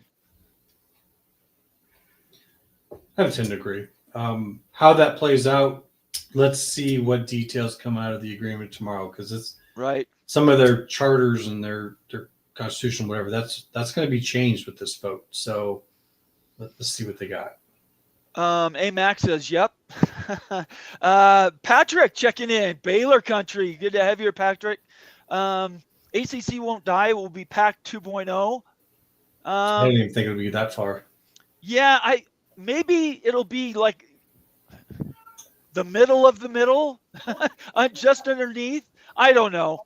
It depends who leaves, honestly, Patrick. And you know this. I'm not telling you anything you don't know. Depending on who eventually leaves, that will dictate how the ACC is perceived going forward. The Pac had 12 teams and it had 10 leave. The ACC now has 18, and people are generally talking like 6 to 8 teams leaving. So while it's a big deal, it is a little bit of apples versus oranges comparison. Conundrum says ACC will backfill, but as a G6, not a P4. I would tend to agree with you, Conundrum. By the way, Conundrum, you've been a downer for this realignment stuff and us talking about the ACC for a while. How do you feel now? How do you look at us now, all the stuff we reported? I hope it's good because everything we're saying, we've talked about and planned for a very long time. So another super chat from Nathan Jones. Good to see you, Nathan. BYU fan. I'm going to give you a huge clap. Thanks for being here. $5 super chat. Do you think the ACC will go for private capital now? I'll answer and then I'll let Immaculate answer. Right now, they're distressed. They're distressed stock. Their league has just been put on a timer. As far as private equity goes for the ACC itself, I don't think it's even close. But I do believe schools can take advantage of it. Immaculate? I think they're closer to it with this. I think, as we've talked about with the Redbird and Big 12 talk, it's not just necessarily about them taking ACC schools. It's about, oh crap, they are poised to do this. The Big 12 has more uniformity with it. They're more aligned with each other. Whereas the ACC, with what was going on, yeah, if you're an outside company looking at it, you're saying, we're not really ready to invest in this. This agreement, this settlement, I don't know if it's enough. I'm not in the industry. But I would say it moves the needle closer to it in terms of, okay, it's not to say that it would be the same amount even invested that the Big 12 could get. But I think that it's in the right direction of maybe getting some folks to say, okay, we still want to see what's going on. But I definitely think that was probably a big motivator in this, and that they want to get to that point where they can also do it as well. Quick preview. Bob Thompson, friend of the show. Really, he's been a mentor for us here. He's committed to coming on the show in the near future. I hope we can get him on Wednesday night. I have a show already scheduled with David McKenzie tomorrow. Hopefully he can still make that. But I'm hoping Bob joins us on Wednesday, and maybe he can open up a little bit more. He hasn't been really forthcoming recently because he has a vested interest as a consultant. But maybe now, maybe we can get him to come. Anyway, that's a preview for shows coming forward. Right now, today, let's get to some more comments. Sorry, hit the wrong button. Conundrum, I was teasing you. Your question marks, I was just teasing you. You can ignore what I was saying. I was just having a little fun. We like to disagree around here. I really appreciate you a ton. Terrence Bacca? I hope it's Bacca. Terrence, welcome to the show. Make sure you subscribe, brother. Give us a thumbs up. Let us know how we're doing. We're here every week. We have several shows. Tomorrow on our Big 12 Mafia show, we will be talking to David McKenzie, the lawyer who has really tried to keep all light on the ACC. That will be tomorrow night, 8 p.m. Eastern time, and I would just encourage you guys to tune in tomorrow night. But right now, thank you for being here, Terrence. I appreciate you spending some time. Super League will start forming. Major League Baseball model will be magnet for attracting top ACC, Big 10, Big 12 brands. I'm going to hang up just a little bit on your terminology, Super League. There are 12 different ways to look at that term. On Friday, was it Friday? When did I do my Super League show? That was last Wednesday, maybe. Yeah, we did. Where I don't think the conferences are going to change much going forward. I think what they're going to build is something that's sort of supra on the outside of all the conferences and just put the best football brands in one area to play football. Nobody leaves their conferences. You don't need any more realignment unless you want to. But this Super League would be football focused. That's one idea. I've got two others. You want to tell yours? What's your first idea that comes to top of your head? I recognize Terrence. We were chatting in comments on one of the videos that I was on here recently, and it's an interesting idea, and I get where it's coming from. But my little pushback on it will be Major League Baseball is just Major League Baseball. That's all they play each other in. It's all it is. These conferences are multi-sport conferences. And while, an Ohio State might look at that and say, oh, yeah, we can make a ton of money off of that kind of a deal, they still need the rest of the conference to be competitive in all these other sports and everything so that their students, these are universities, can have the competitive experience in those. So while I look at that and I go, that would be interesting if they could somehow do that, which they've kind of already done on what we call tier 3 type of rights. On an overall scale, if that ever happens, it's down the road, and I would have to see a lot of other things happen to lead to it. But it's an interesting idea and concept, and I get why talk about, right? And I get why people are going in that direction because from a one sport concept or whatever, that would make sense. My second idea is the ACC sort of top brands leave, and that number in my head is 8 teams. I'm not going to name them. Everybody knows what they are. I've repeated them a million times. Oh, wait, what the hell? I'll say them. Florida State, Clemson, Miami, Louisville, Virginia Tech, North Carolina State, North Carolina, and Pitt. Is that 7 or 8? I feel like I missed one. Anyways, there's 7 at least. There's an 8th in there. I'm just spacing it this second. In my opinion, those schools disperse, and you end up with 3 conferences with 20 teams. So my first idea was Supra League, right? Second idea is the ACC sort of loses its top brands. They go to other conferences, primarily the SEC and the Big 12. Notre Dame and Stanford join the Big 10, and you end up with 3 conferences, 3 power conferences with 20 schools apiece. That's 60 schools. Yeah, Rick Talk was asking, though, Georgia Tech. That was probably the other one that maybe. Oh, Georgia Tech, of course. Yeah, thanks, Rick. I didn't see him in comments. Good to see you, Rick. We need to get you on another show, brother. I love having you on. Yeah, I love talking SEC or ACC stuff. It's so interesting. For me, real simple for me, Super League equals subdivisions. They use the term Super League still, and I think that was a lot of it's been used as kind of threat to get things to happen. To me, the Super League of the short term, I mean, I'm not talking forever, maybe something else comes along, but in the short term, it'll be the subdivisions that get created. And we'll probably see one at the top with, the highest amount of option. And it may end up only being, the 4 conferences or maybe a 5th one sneaks up there. But that's kind of, people are going to start looking at that and go, oh, there's the Super League, if that makes sense to you. And sure, I think, of course it does, yeah. Because they're going to create, if they do that, they're going to have to create different postseasons for that. You can have different divisions without doing anything with the conferences. Oh, yeah. Absolutely possible. Because if they have to switch up the subdivisions to instead be from football-based to all sports-based, they're going to have like an open window, almost like when you have an open window for changing insurance or whatever. there'll kind of be an open window of, okay, where are you going to land now? Because the new subdivisions are different from the old subdivisions. Well, and this just puts the cherry on top of why the other 8 brands in the ACC don't want to change anything. They want to keep the status quo because as more consolidation comes, more streamlining comes to college football, and it is coming. I promise you it's coming.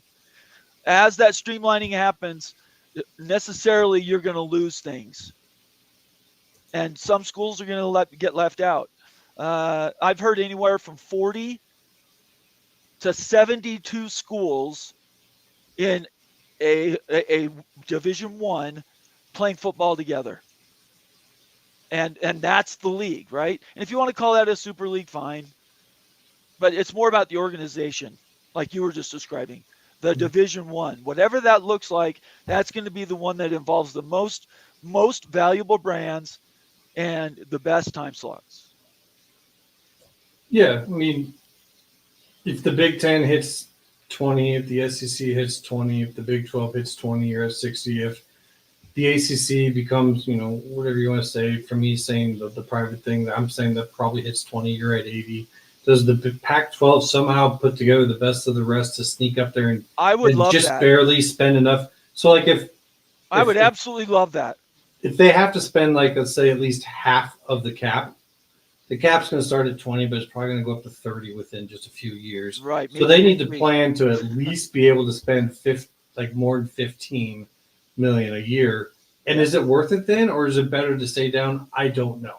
But so I'd say, like, it could actually, that top subdivision could end up actually closer to 100 than it is to, like, some of these lower numbers that people are talking about. That's a good one we can disagree about. Here's another comment from Movie Time Blues. How does this affect the look-in period for the CFP? The look-in, what that represents, is a renegotiation clause possible, which, by the way, Brett Yormark demanded be added to the most recent media deal for the CFP, is in 27-28. Mm-hmm. So basically next year. Well, they could start negotiating it now, but the idea was to have opportunities for other conferences to get more percentage of the CFP money. Now, does anybody think the Big Ten and the SEC are just going to turn over and give out more money than they have to? Absolutely not. But it is in the contract. So this, how does it affect? Doesn't affect the look-in at all. The look-in is in the CFP contract, which is different. And it will, there are certain triggers. I'm not sure what the triggers are. Maybe it was the constitution of a conference. Anyway, I think it was largely going to be based upon the amount of participation, which is already getting thrown out the door if you're doing a right. So, like, it's almost kind of like old news. And on top of that, if we get the different subdivisions, like what Dellenger was saying, remember the CFP has 10 members right now. Yeah. If these subdivisions happen the way they're talking about happening, some of those members are going to be in different subdivisions. Well, next year it's going to be A4. It's not even going to be 10. Possibly. I mean, the PAC might make it up, but all of those G4 ones won't. So now they might have to be in different tournaments. So I mean, it gets so convoluted that it's kind of hard to even talk about at this point. And that's why I generally say, let's see what the governance is, and then we can start to project better. Yeah, I think the more information we get, the more finely detailed our projections can be. Right now, it's way out here. Yeah. Because everybody was waiting on the ACC. That's why this is such a big deal today. What is happening now with the ACC was the tipping point. And everybody thought it might go years. They might not settle for years.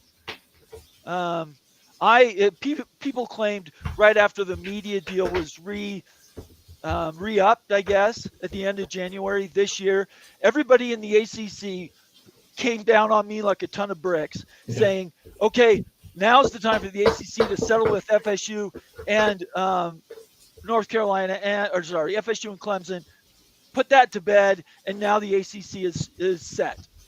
We're back in contract, in concrete. And I kept telling everybody, I don't look at it and see it like that at all. I see it the opposite. The minute you start putting brackets, the minute you start painting a formal picture, like the ACC falling apart with a buyout, once that buyout was announced, now everybody knows what the target is.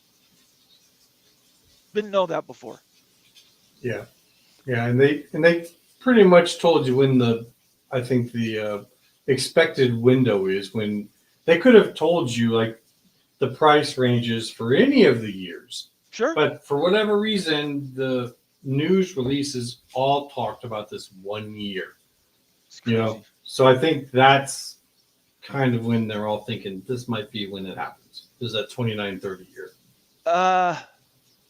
Big 12 expert Patrick via Baylor says ESPN will own CFP, I think, until 2031-32. They do own it through that time. It's not a maybe. They owe it through, that might be the window. 31-32 sounds right. The reason why ESPN owns it, though, is because they own the bowl contracts. So I was just going to fill that out. Sorry, go ahead. No, I was just going to let me finish that, and then you can finish your sorry. thought. ESPN also owns all of the SEC and ACC already, and 80% of the Big 12. It's not 80%. I believe is it 80? Let me just make sure. I thought it was 60-40. I thought it was 60-40 as well. So, Patrick, if that's true, will you leave a comment in the comments live right now and correct me if I'm wrong? I didn't think 80% was the number. I thought it was 60-40, but I could be wrong. Or even 2/3. It might have been. Maybe it's 2/3. I think 66%. TNT would get some kind of percentage now. Yeah, but that's a resell. That's just subdividing other. If you're saying like who's showcasing what, I mean. Yeah, I do think it's 2/3, Patrick. Anyway, doesn't matter. Doesn't matter. Let's just talk about the rest of your comment. Not sure what college world exists without ESPN. I think there's all kinds of opportunity for especially college football if they can get away from ESPN. Yeah, and they hinted to it. They hinted that maybe in 26 we don't have this connected to the Bulls. People may not have picked up on that when it was said, but to me, immediately what it was saying is we may not have this thing solely owned by ESPN then, because we want a whole lot more money for it. The more partners, the more money. Yeah, because they were expecting $2.1 billion, and all they got out of ESPN was 1.3. Yeah, and that's because ESPN owns all the bowl contracts. So the idea, after seeing the success of the home games, is the more of this that we do as home games, the more of this we control, the less we actually have to deal only with ESPN. So today we're talking about in detail this ACC news. I'm going to reset it. We've almost been going 2 hours. And let me quickly, Nit, I will bring your comment up in just a second. Let's do a quick reset. So the news this morning came out that the ACC has come to some resolution. We're not sure what that resolution is, but they've come to some resolution with Florida State and Clemson. Those lawsuits are going to not be there anymore somehow. And they're going to sign a deal that basically recommits and says the conferences together, ACC is going to be still having Florida State and Clemson in it. And they're just going to get back to normal operations. Then the the post came out later by On3 that said we now have a buyout amount. In other words, an amount a school can write a check to get out of the ACC entirely. You don't have to wait for 21-32 or 30-31. You don't have to wait at all. If you have a destination and you know where you're going, $200 million today to get out of the ACC. That's the one thing that everybody's been waiting on. All the other realignment, everything else has been waiting on the ACC. We've been saying it for months, if not years. So that's the question. Is $200 million enough? In 5 years, is $100 million enough to keep the conference or to keep the thing together? And it's funny you put it that way. I hadn't really thought about it, but to some degree, it kind of, whatever the plans are to do, kind of now incentivizes them to make it happen sooner, right? Like, yeah, they do they do want to accelerate the timeline. yeah, Right. in a weird way, it does. It actually benefits the ACC now. If this thing is fait accompli, it's going to happen. And if you got this degressing amount that you're going to get out of it, maybe it's best to get this thing done as soon as possible. I know adding that certainty certainly will help schools that aren't the biggest brand begin to look ahead and see what their future is and try to be proactive, i.e., call Brett Yormark. Yeah. Say, well, this has been signed. We now know the buyout. Do we have a chance to go to the Big 12? Or do we have a chance to reconstitute our own little league with whatever schools haven't moved on? Here's something maybe to put you Big 12 guys, and this will probably be my final thing on that is, if some schools leave for the Big in the SEC, does this number stay the same, or do the rest of the schools then push for a renegotiated lowered amount? How could they possibly do that? Once a fait accompli, how can they go back tomorrow or say in 5 days and say, no, sorry, we were just teasing. It's actually $600 million. Because they could argue that the value of the conference is less. But if they did that, every school that wanted to leave would take a chance on a flyer and go, not wanting to wait around for a different number to come out. At least that's what I think they would do. Probably because of the time that it would take to fight that. Right. Yeah. You have to go. Yes. Right? Yeah. The dinner is smelling very good, and that's okay. It's been a lot of fun talking, chatting. Time has flown. It has. Chat's been great, and like you're saying, this is kind of the start of a whole lot to come. So I'm sure we'll have a bunch of great conversations to have over the next few weeks. Yep, I totally agree, and I appreciate you coming in and spending some time with me. I was going to do this by myself. Well, I saw you reach out and like, yeah, sure, why not? I mean, we just had the biggest thing to happen in a long time. The news is huge. So I don't think people fully understand how big a deal it is yet. No, this was unexpected yet expected like in the future, just not so soon. So thank you so much, Immaculate. We will see you later, buddy. Okay? Have a great night, and I appreciate you joining me. Absolutely. Loved it. And see you guys later. All right. See ya. I'm going to clap Immaculate out. He was brave to come on with me. We did this at the drop of a hat. So, I think it's a big deal. It was certainly important enough for us here at the College Football Mafia Network to get something out immediately. But let's add those caveats really quick. The number hasn't been signed yet. The negotiated settlement and all that stuff is supposed to be signed tomorrow. And if that holds true and the On3 report is accurate, $200 million to get out today, possibly $100 million to get out in 5 years. And is that amount enough to keep the conference together or to keep the big brands happy? Are we only talking about money here, or are we talking about perception, wanting to be in the best conferences? In my opinion, it's about perception. It's trying to be in the most elite conference possible. Some people disagree with me. They say it's money. I think money is just a marker. Every school needs it, but the club you belong to is really what people pay attention to. That's my opinion. Patrick came back and says, you're right. ESPN owns 60%. Thanks for looking that up, Patrick. I appreciate it. I thought it was 2/3. So we were both close. Keep those comments coming, by the way, everybody. I'm going to get to as many as I can. I do have a bunch flagged at this point. If you want let's just say I can go a half hour. I can go one more half hour. If you guys want to stick around with me, we'll do this live. Make sure you follow me on Twitter. Make sure you subscribe on YouTube. We do this all the time. This is just an announcement and a show that we've been planning for literally almost 2 years. Looking forward to this.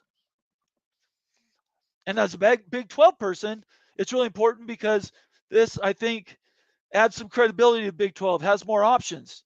Doesn't mean they're going to get their wishes, though, right? A lot of things have to happen before the Big 12 can just come in and swallow whole ACC schools. And they have to have a destination. ACC schools can't just leave. Well, they can. They'll pay the money, but where are they going to go? Who's going to pick them up? Who has enough run in their pocketbook to bring on a school that isn't worth $70 million, which is essentially what they're all going to be making next year, 70 or more million. Crazy numbers, 20 or 30 million more than I'm just going to talk about the Big 12. Never mind the ACC as it loses its brands. Anybody want to put up your hand? I can't remember the exact number, but 48%, I think, of the viewers in the ACC are from 5 schools. Sorry, 58 were 5 schools. Louisville, North Carolina, let's see, Florida State, Miami, and man, I'm losing my mind. Who's the 5th? Louisville. My mind just went blank. You guys know who they are. We've been talking about. I'm sorry. I'm getting a little tired, I guess. Let's see. Let's get to some more comments. I'm going to go about 30 minutes. We'll go right off you guys' comments. I'll get to as many as I can. I defer to member comments. So if you want to leave a comment and do a bunch of them, become a member. You can watch those videos in our library. I should have bookmarked the one. If who's out there, one of my OG guys that's a member, can you guys go in to the library and find the video that showed the ACC value numbers? I believe it was it was either last June or it could have been the year before. We were almost 2 years old. I can't believe it. Anyway, look for it. Wild Ute broke it down. Wild Ute, we did it in a live show, and it was all the values of the ACC. If you could find that link and share it with everybody right now for me, I'd appreciate it. If you happen to be one of my team, please help me out. Post those links so everybody can get to them. So Daniel, if you're watching, or Rock and Rant, if you guys can find those videos so people can see them, just know that all this stuff we've been leading up to for a very long time. It's not news to us today. It's a surprise when it happened. It's not a surprise that it did happen. Mr. Ed Wayner, Houston Cougar in the house, valuable member of the Mafia family, does CFP expansion to 16 with 4 auto slots for P4, now a given with potential of P2 adding top ACC brands. That is a fantastic question, Ed. I don't know if they're going to go with those guaranteed slots. Knowing the ACC is going to change and those brands are going to go somewhere else, I could see those numbers changing. You go to 16 and you get rid of all auto bids. That means all requisite requirements for schools to be in the top 16. It's just 1 to 16. AP poll, RPI, whatever they use. RPI is broken, by the way. Whatever that poll is, it's just 1 to 16. And yes, that means there's a possibility the ACC and the Big 12 don't get one team in. Not saying it would happen, but it would be numerically possible if you get rid of auto bids. Which, if you're a Big 12 fan, certainly an ACC fan today, that should put a little fear in your heart. That's a really big deal. So the Big 12 needs to be proactive and try to get some of these ACC schools quickly, if possible. Nitwit, next comment. Thanks for being a member, Nitwit. I appreciate it. OG, Mafia family. The more Notre Dame pulls the strings in the ACC, remaining independent in football, the less likely FSU and Clemson find a home in the Big Ten and the SEC. That might be true, Nitwit. I look at it the other way. I think if that ends up Notre Dame breaks the system, those schools could go to a Big 12 and increase the value of the Big 12 and still make more than the ACC. I'm not saying that will happen, but that is one of the outcomes that could happen. Notre Dame is absolutely in the driver's seat. The ACC sold their soul to keep Notre Dame on side, but what that means is it's led directly to this instability. Notre Dame's special rules and access and everything else has basically broken the ACC at this point. In my opinion, it's not a matter of if, it's a matter of when. $200 million. Private equity could write that check right now. Not saying they can or should, but they could. Friends call me Sean. Great to see you, Sean. If the Big 10 wants to get into the Southeast, then they will probably have to expand to 24. Just adding Notre Dame and Miami is not getting into the Southeast. Not sure if the Big 10 will care. Would be a network decision, meaning money. Notre Dame's unique. I think Notre Dame would go to any conference if they were available. They decided to join a conference. Big 10 would lead the pack there. Who they bring with them? I do not see a league with 24 teams. Unless, there is one caveat. 24 teams is the Big 12. And the Big 10 goes to 20. And the SEC goes to 20. That's 64 teams. And I could see that happening. That would include all 8 brands plus Notre Dame out of the ACC. 24. So I've already mentioned the ones that are, I think, in already. Then you had North Carolina State, you had Virginia Tech, Pitt, Louisville, certainly. Louisville's at the top of the Big 12 list. So, yeah, I could see that. 64 teams, 3 conferences, and the ACC becomes a private school / basketball conference focus. That definitely could happen. So thanks, Sean. It's great. Thanks. Great to see you. Thanks for the comment. You know what? I'm adventurous today. I'm on a high because of this news, which is quite incredible. Even I did not think this was going to happen today, and I'm one of the guys that's been trying to keep everybody abreast of what's going on. I'm going to post the link to join the show. I realize, we probably only got a half hour or so. If you want to join the show and just give a quick comment and chat about what's going on right now, click that link, join the show. I'd love to talk to you.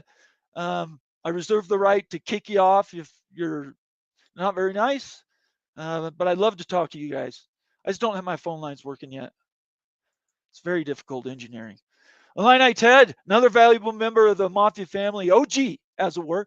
I can't wait for all the social media BS flying around from people with no sources, but guessing, hoping their predictions hit. They're out there already, Ted. People not using facts and figures. We have those facts and figures in-house in our one-off videos. Even some of our live shows. We've covered all of this. So it's great to see you, Ted. Thank you for being here. Tuning in during the middle of the day. Sorry. Tony Lawson, another Big 10 rep. Good to see you, Tony. ESPN just dropped Major League Baseball. They're not doing baseball anymore. And Formula One, which I was surprised about. They should have a few bucks laying around. You're exactly right. What do they do with that money? Something we haven't talked about, not because it can't happen, just because there's so many other things we talked about.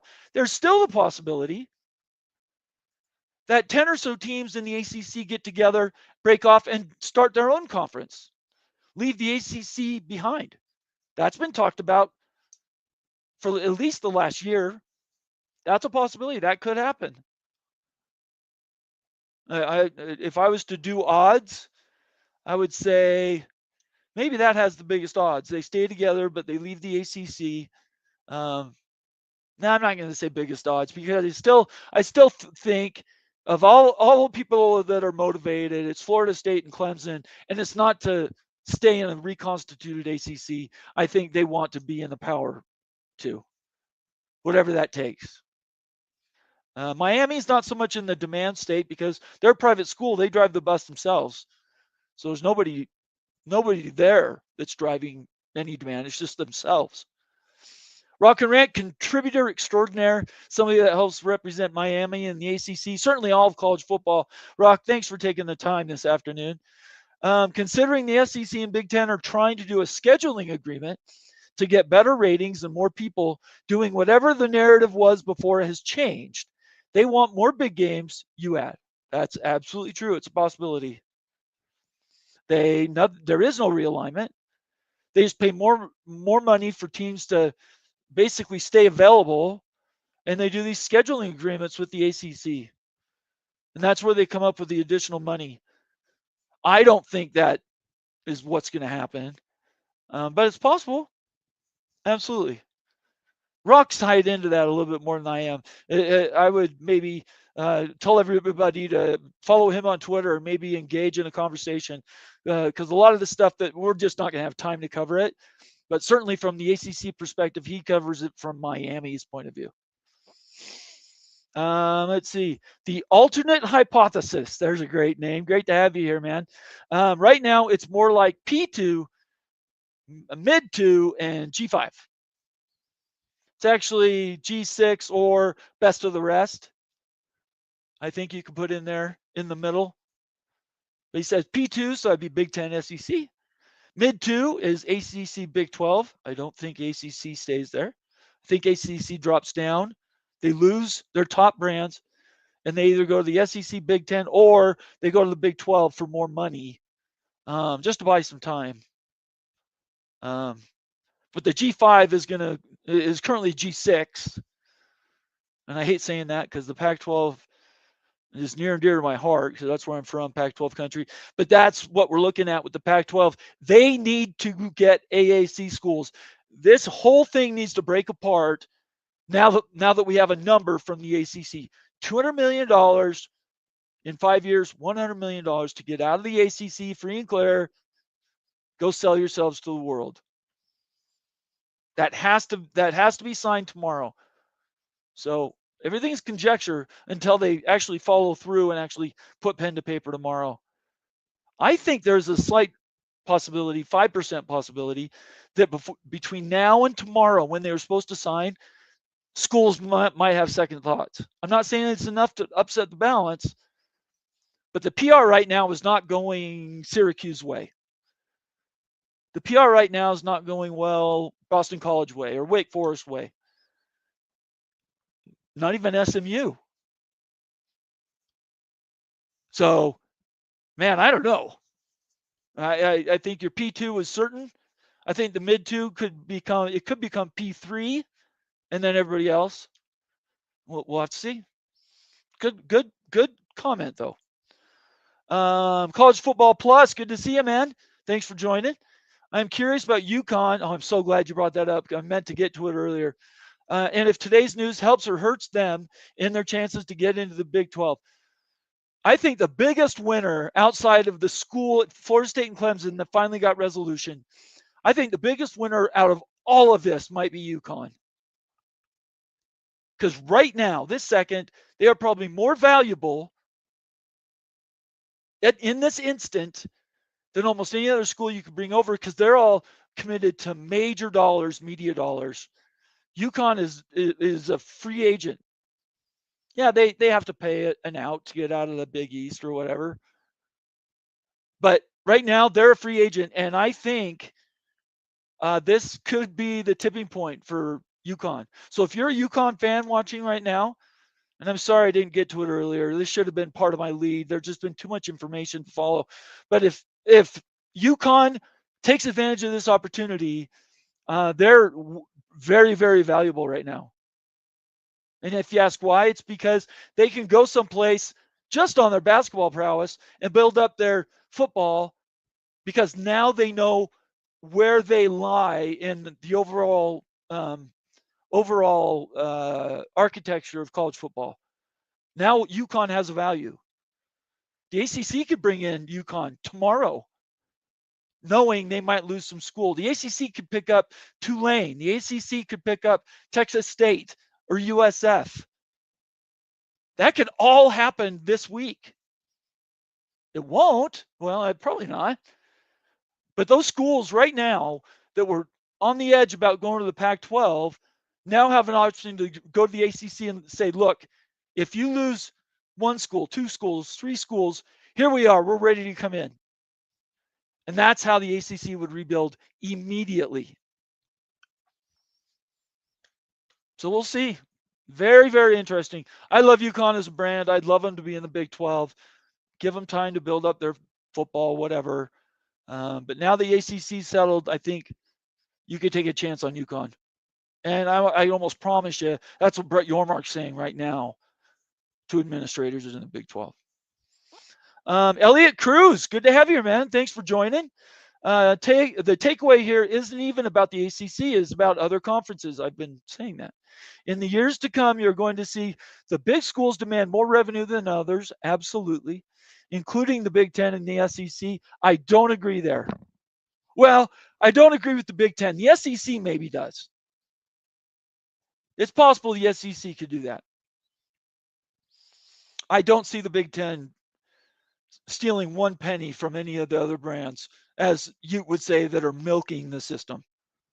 I don't look at it that way, but some people look at Minnesota or Indiana or Illinois and say, you know what, they're taking more than they're contributing. Let's give them less money. I don't think that happens in the Big Ten. It's possible. I just don't think it will. The Big Ten's put together different, as they like to tell everybody. All right, let me get to some more here.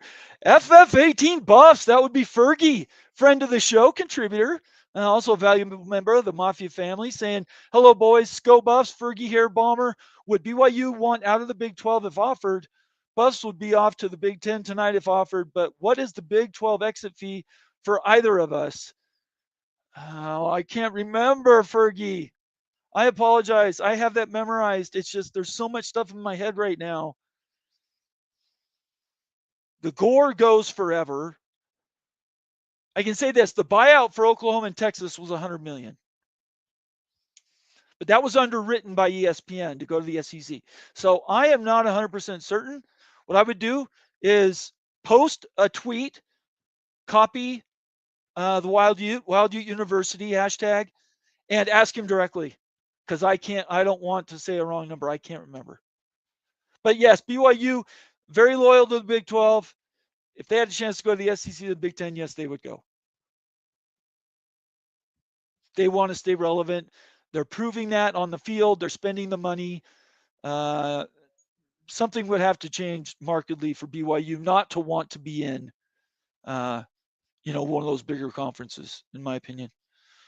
Let's see. Go Black 45, one of the best names in social media. I love it. If I was Duke, BC, Wake, drop football to JV6. Means he's talking about G6, and go all in on Big East for college basketball. Become a basketball centered conference. It's possible. Go Black 45. I'm not going to say it's going to happen, but that has to be an option if you're Wake Forest, Boston College, or Syracuse, or Duke. You're going to make more money, but you're going to lose that football, as Greg Flugar likes to say, peek around the corner. The front door to your university is your football program. It's hard for me to see those guys willingly taking a step back just to be super competitive in basketball. Could they do that? Absolutely. I would say it's less likely, though, just because football is such a big deal. They might be forced to. They might not have a choice. Talking about the P4 or the A4 right now, if the ACC was to lose schools today, they would still remain a power conference. That autonomous negotiation is occurring right now and will again occur in 2030, 31, or one of those years. When they renegotiate, if they've lost all their football brands, it is possible, or maybe even the look-in in 27, 28, there is a possibility they could lose the power moniker. It just depends who leaves. If they leave, the timing, that'll dictate a lot of it. Good comment, though. John Dry, good to have you here, John. Maybe Memphis, South Florida, Tulane, North Texas, and others will join the pack if the leftover AAC schools join the pack.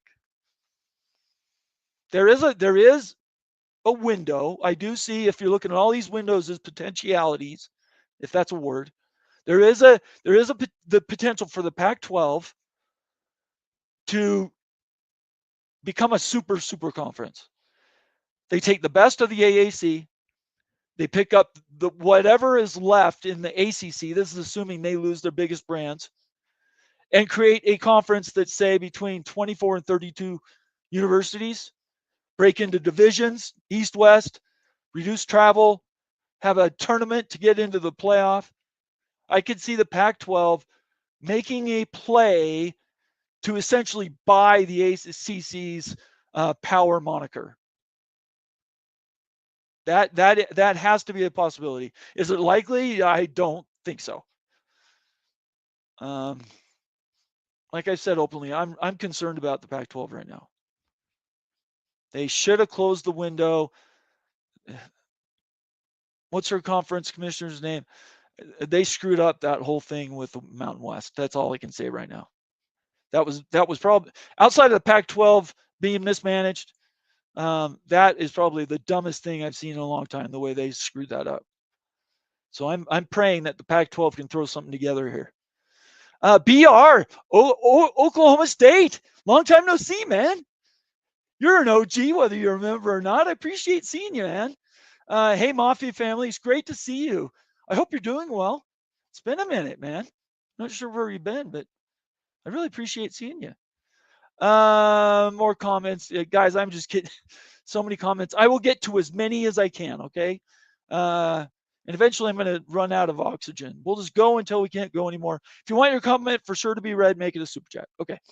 Tempest, good to see you. Didn't see you earlier. Great member of the Mafia family, saying all Coast Conference should go ahead and invite Oregon State and Washington State before it implodes. That's also a possibility. I do believe, though, if Oregon State and Washington State, somebody can correct me, I will stand corrected, but I think if they leave the Pac-12 today, they would lose all that money. It's essentially in the Pac-12 bank. I could be wrong. But I think that's what happened. Essentially, Boise State would become king of the Pac-12 at that point. But again, it's possible. It's absolutely possible. The reverse could happen too. The ACC gets the best of the Pac-12. So go either way. Good to see you, Tempest. It's been a minute. Let's see here. Gould is the commissioner for the Pac-12. Klyavkov 2.0. Yeah, I'm telling you, that was in the history of realignment. That whole mess is right behind the Pac-12. BYU football. Good to see you, Shonsky. Another member of the Mafia family. We are making conferences as they burn down. Just leave the conferences alone. I don't want the ACC to melt down. It's bad for college football. It's a question mark.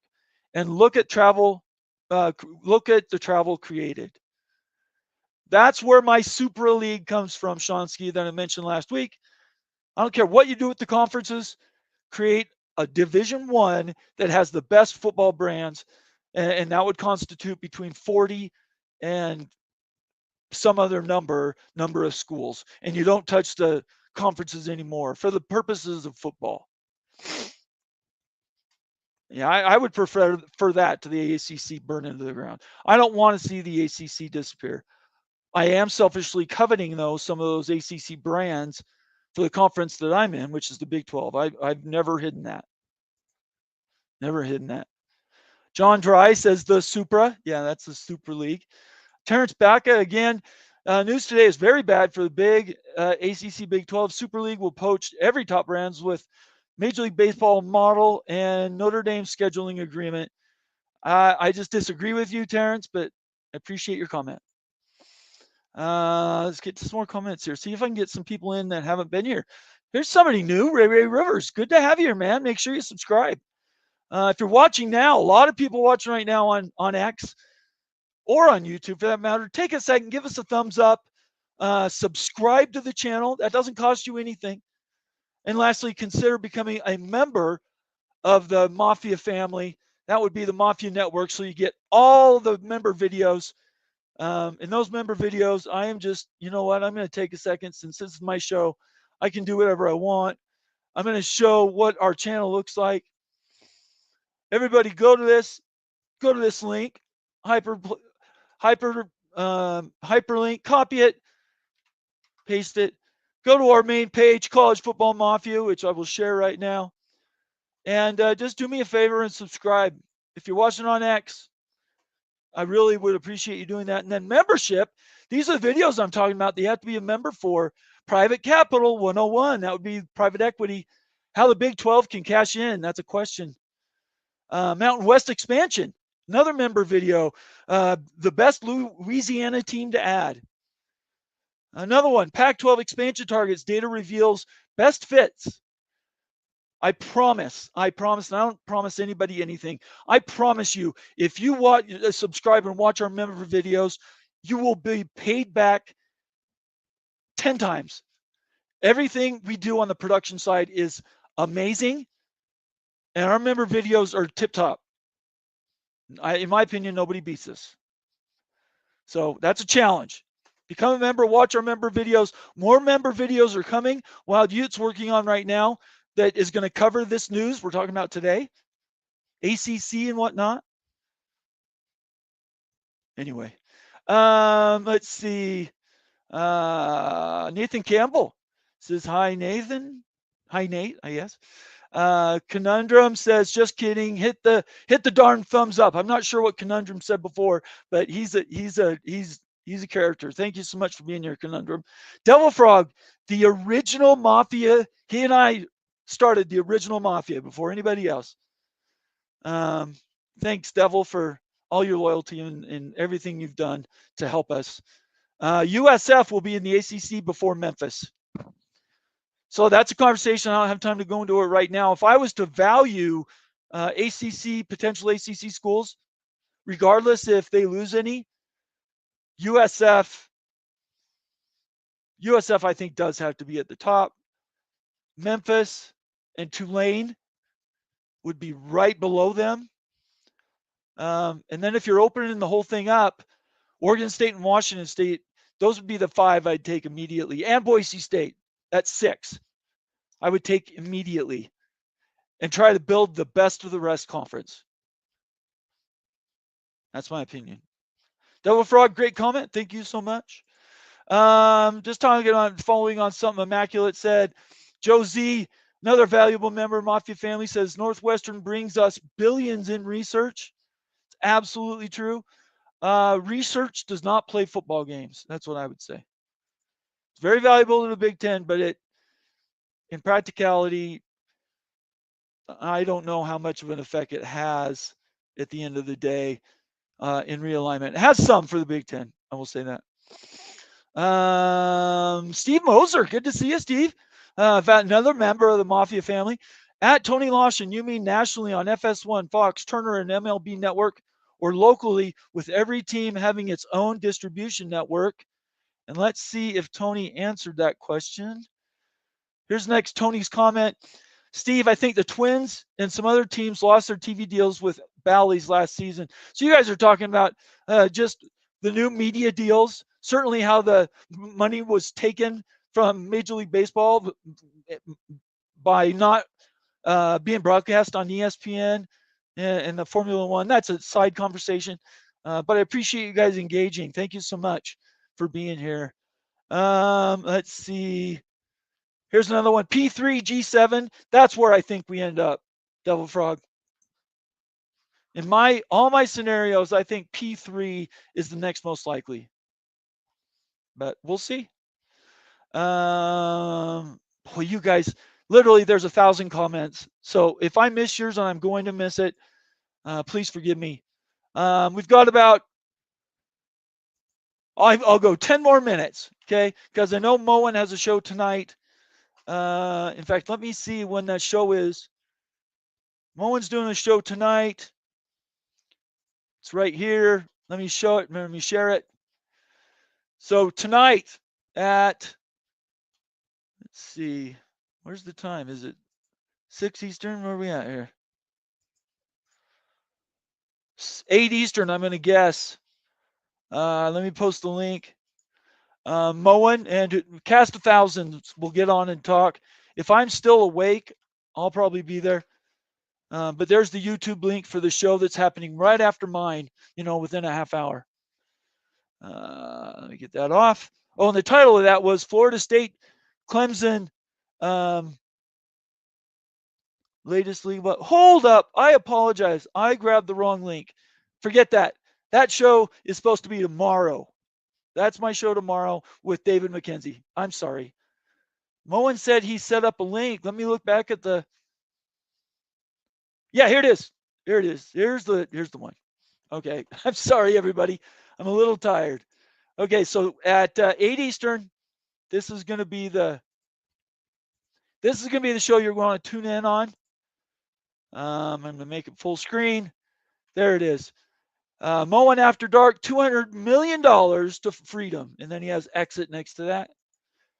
Here's the link to that one. So everybody can watch the show in just a little bit. You can go get a cup of coffee or something and come back. But that's where they're going to follow me up. And I am starting to get tired. I don't normally go 3 hours. So we're going to go 5 more minutes. I promised you guys I'd be here to 10 minutes. Let's do that right now. We'll go 5 more minutes. Let me see if I've got any super chats I've missed. I don't think I have. I come back to this comment from Ryan Willie. The implosion starts tomorrow. We'll see. Just a few more comments. You guys have been awesome. I appreciate everybody being here on this live show. Join everybody in 55 minutes, top of the hour, and Moen will be driving another show. I may or may not be there, but there's the link. Let me get to a few more comments. John Dry, go, but some alcohol because Georgia Tech might be mentioned a lot.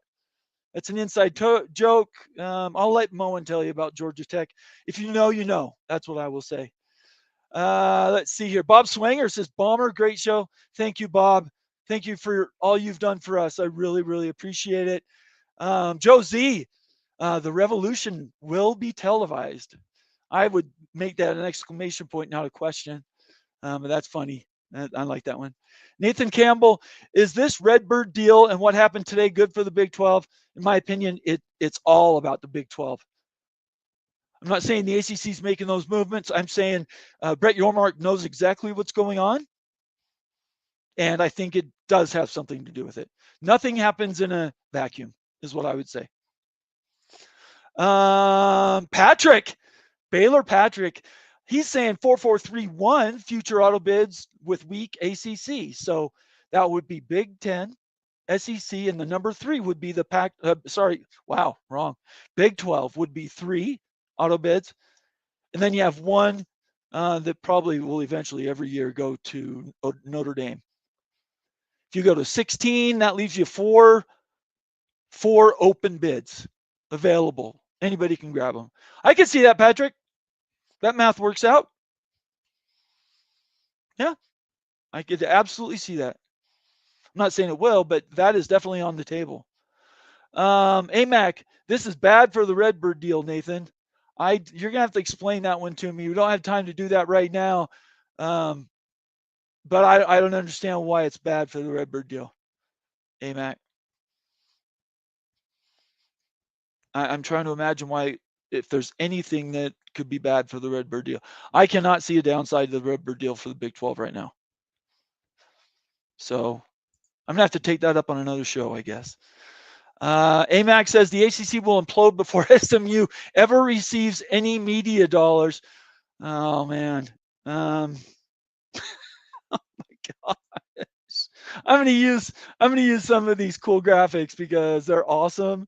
But honestly, yeah, I don't know. Isn't that so unfortunate? That is just, the irony to that just is incredible. I can't even really touch on it. The irony is fantastic. Last one I like to use, I haven't used it yet, is Bomb. Obviously, my namesake. A couple more comments here. Just don't want to miss any super chats. Okay. Let's see. Josie, thank you again. Awesome show as always, Bomber. Thank you very much. Let's see. Where do we have? I just saw I'm excited. Who said that? Oh, it just skipped. Somebody said I'm excited. I don't know who it was, but I give you credit for it. I lost the link.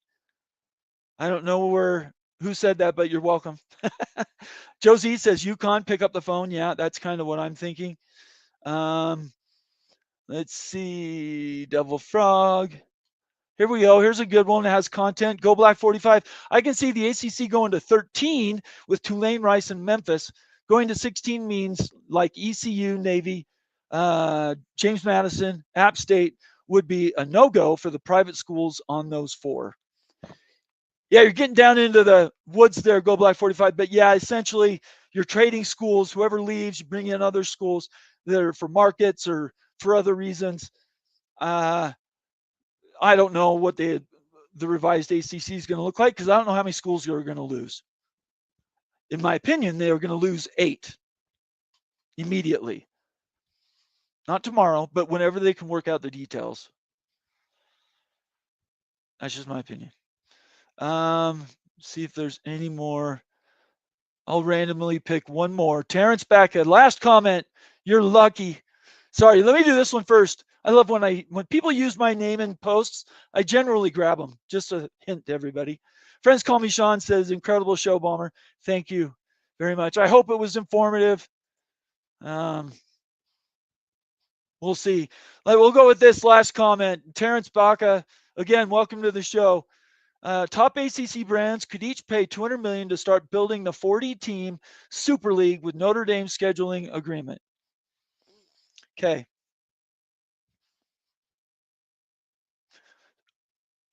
You're sort of saying 2 different things at the exact same time. Opposite.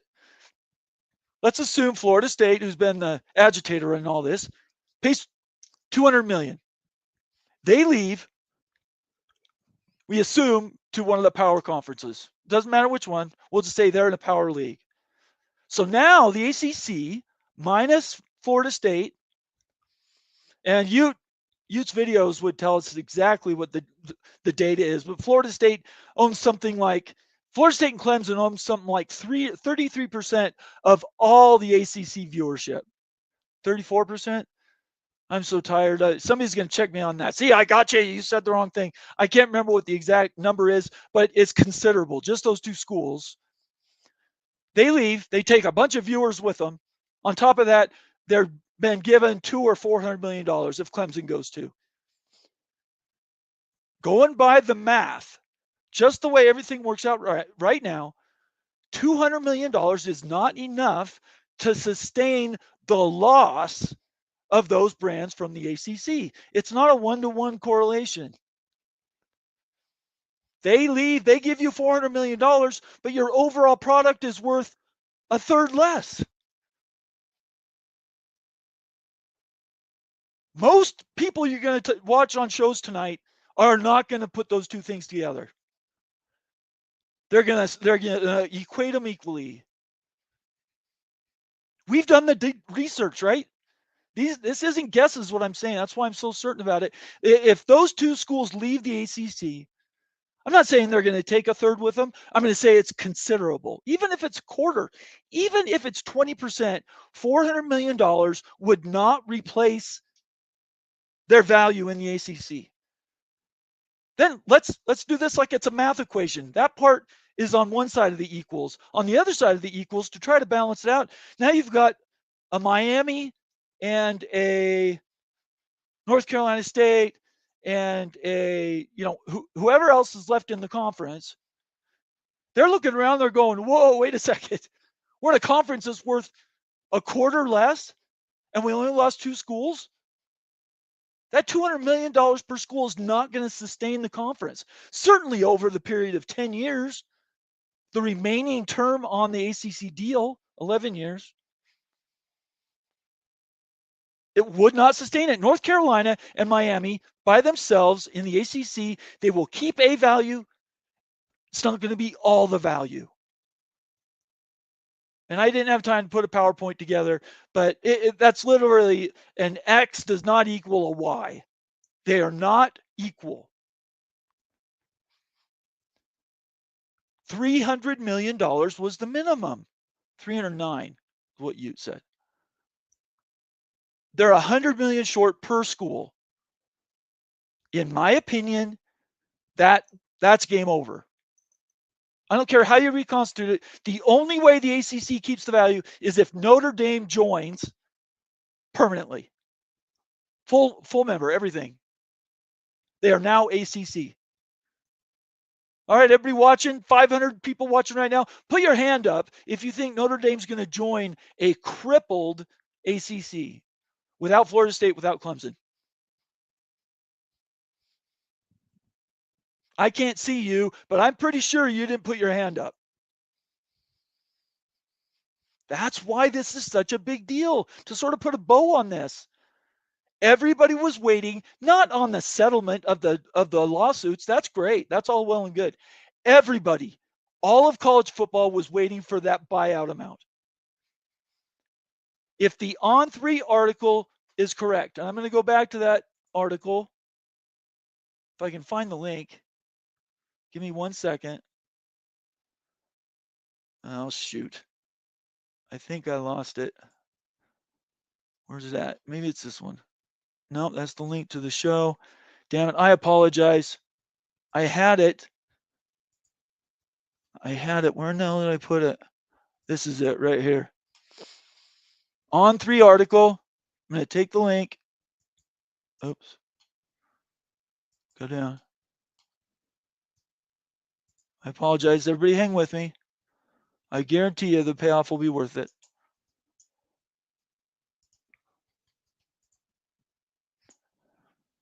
Oh, I'm tired. Stop. Holy crap. I'm sorry, guys. I'm getting the shakes. Since my surgery, this happens sometimes. I'm so embarrassed. Oh, I don't know if anybody gets shakes in their lives, but when you get them, they're frightening. All right, I got it. Let's see if I can post it. There we go. There's the link. On3 article. I apologize for everybody watching. I'm embarrassed that that's happening to me, but I'm starting to get the shakes. That On3 article says that amount is $200 million tomorrow. The buyout is $200 million. What did I just tell you they needed? $300 million. The ACC, without those top brands, is untenable in their current perception. Something would have to change drastically for them to retain that value. And that drastic, in my opinion, would be Notre Dame joining. Other than that, that's why Miami would want to leave. That's why North Carolina has been agitating. They've been the loudest recently, right? All the North Carolina news, all the Board of Governors news out of North Carolina. It was because of this. They saw this coming. So I'm going to leave you on that note. That's where that matters. And that's why I hope you guys are paying attention to us. Again, go to the College Football Mafia page on YouTube and become a member and watch those member videos. Go to the subscriber videos listed and become a member and tune in, because everything we've talked about here, we've talked about for literally years. So for us, this isn't necessarily shocking. The timing is stunning, especially with the Redbird Capital last week in the Big 12. The settlement, but the $200 million is the shocking part of all this. So I hope everybody enjoyed the show. If you didn't, there's not much more I can do to make it better. I really appreciate you being here. At the top of the hour, that would be in 40 minutes. Our next show will be up. It'd be Mowing After Dark. That's Mowing's specialty show. I might be there if I can get my shakes to settle down. And I think Wild Ute's supposed to make an appearance. And he's the expert. So I would say lean on him. But I appreciate you. Just as a roundup, I appreciate everybody watching. I started this on a wing and a prayer 2 years ago with no expectation to be where I am today. The education we put in, how much I personally learned, let alone my team. Wild Ute was first. Moen, certainly Immaculate helped us get here. Fergie, Rock and Rant, Sergeant Pickles, Becky. Oh my hell, I'm going to forget people. Daniel Gygax. all have become members of the Mafia family as contributors. And I appreciate every single one of them. There's others. Coos, obviously Justin Coos from Coos Corner. And then of all of them, Jason Watkins from Hall of Fame College Football. Cody from All Day Oklahoma State, All Day O State. But the biggest one, the one I have to physically tip my hat to, is Peek Around the Corner, Flug Empire, Greg Flugar, and in my opinion, our viewers are the smartest in all of YouTube and podcasting. You guys know the most. You're most educated. You have better opinions, and you form those opinions by filtering the information we've given you, not by me telling you you have to do this.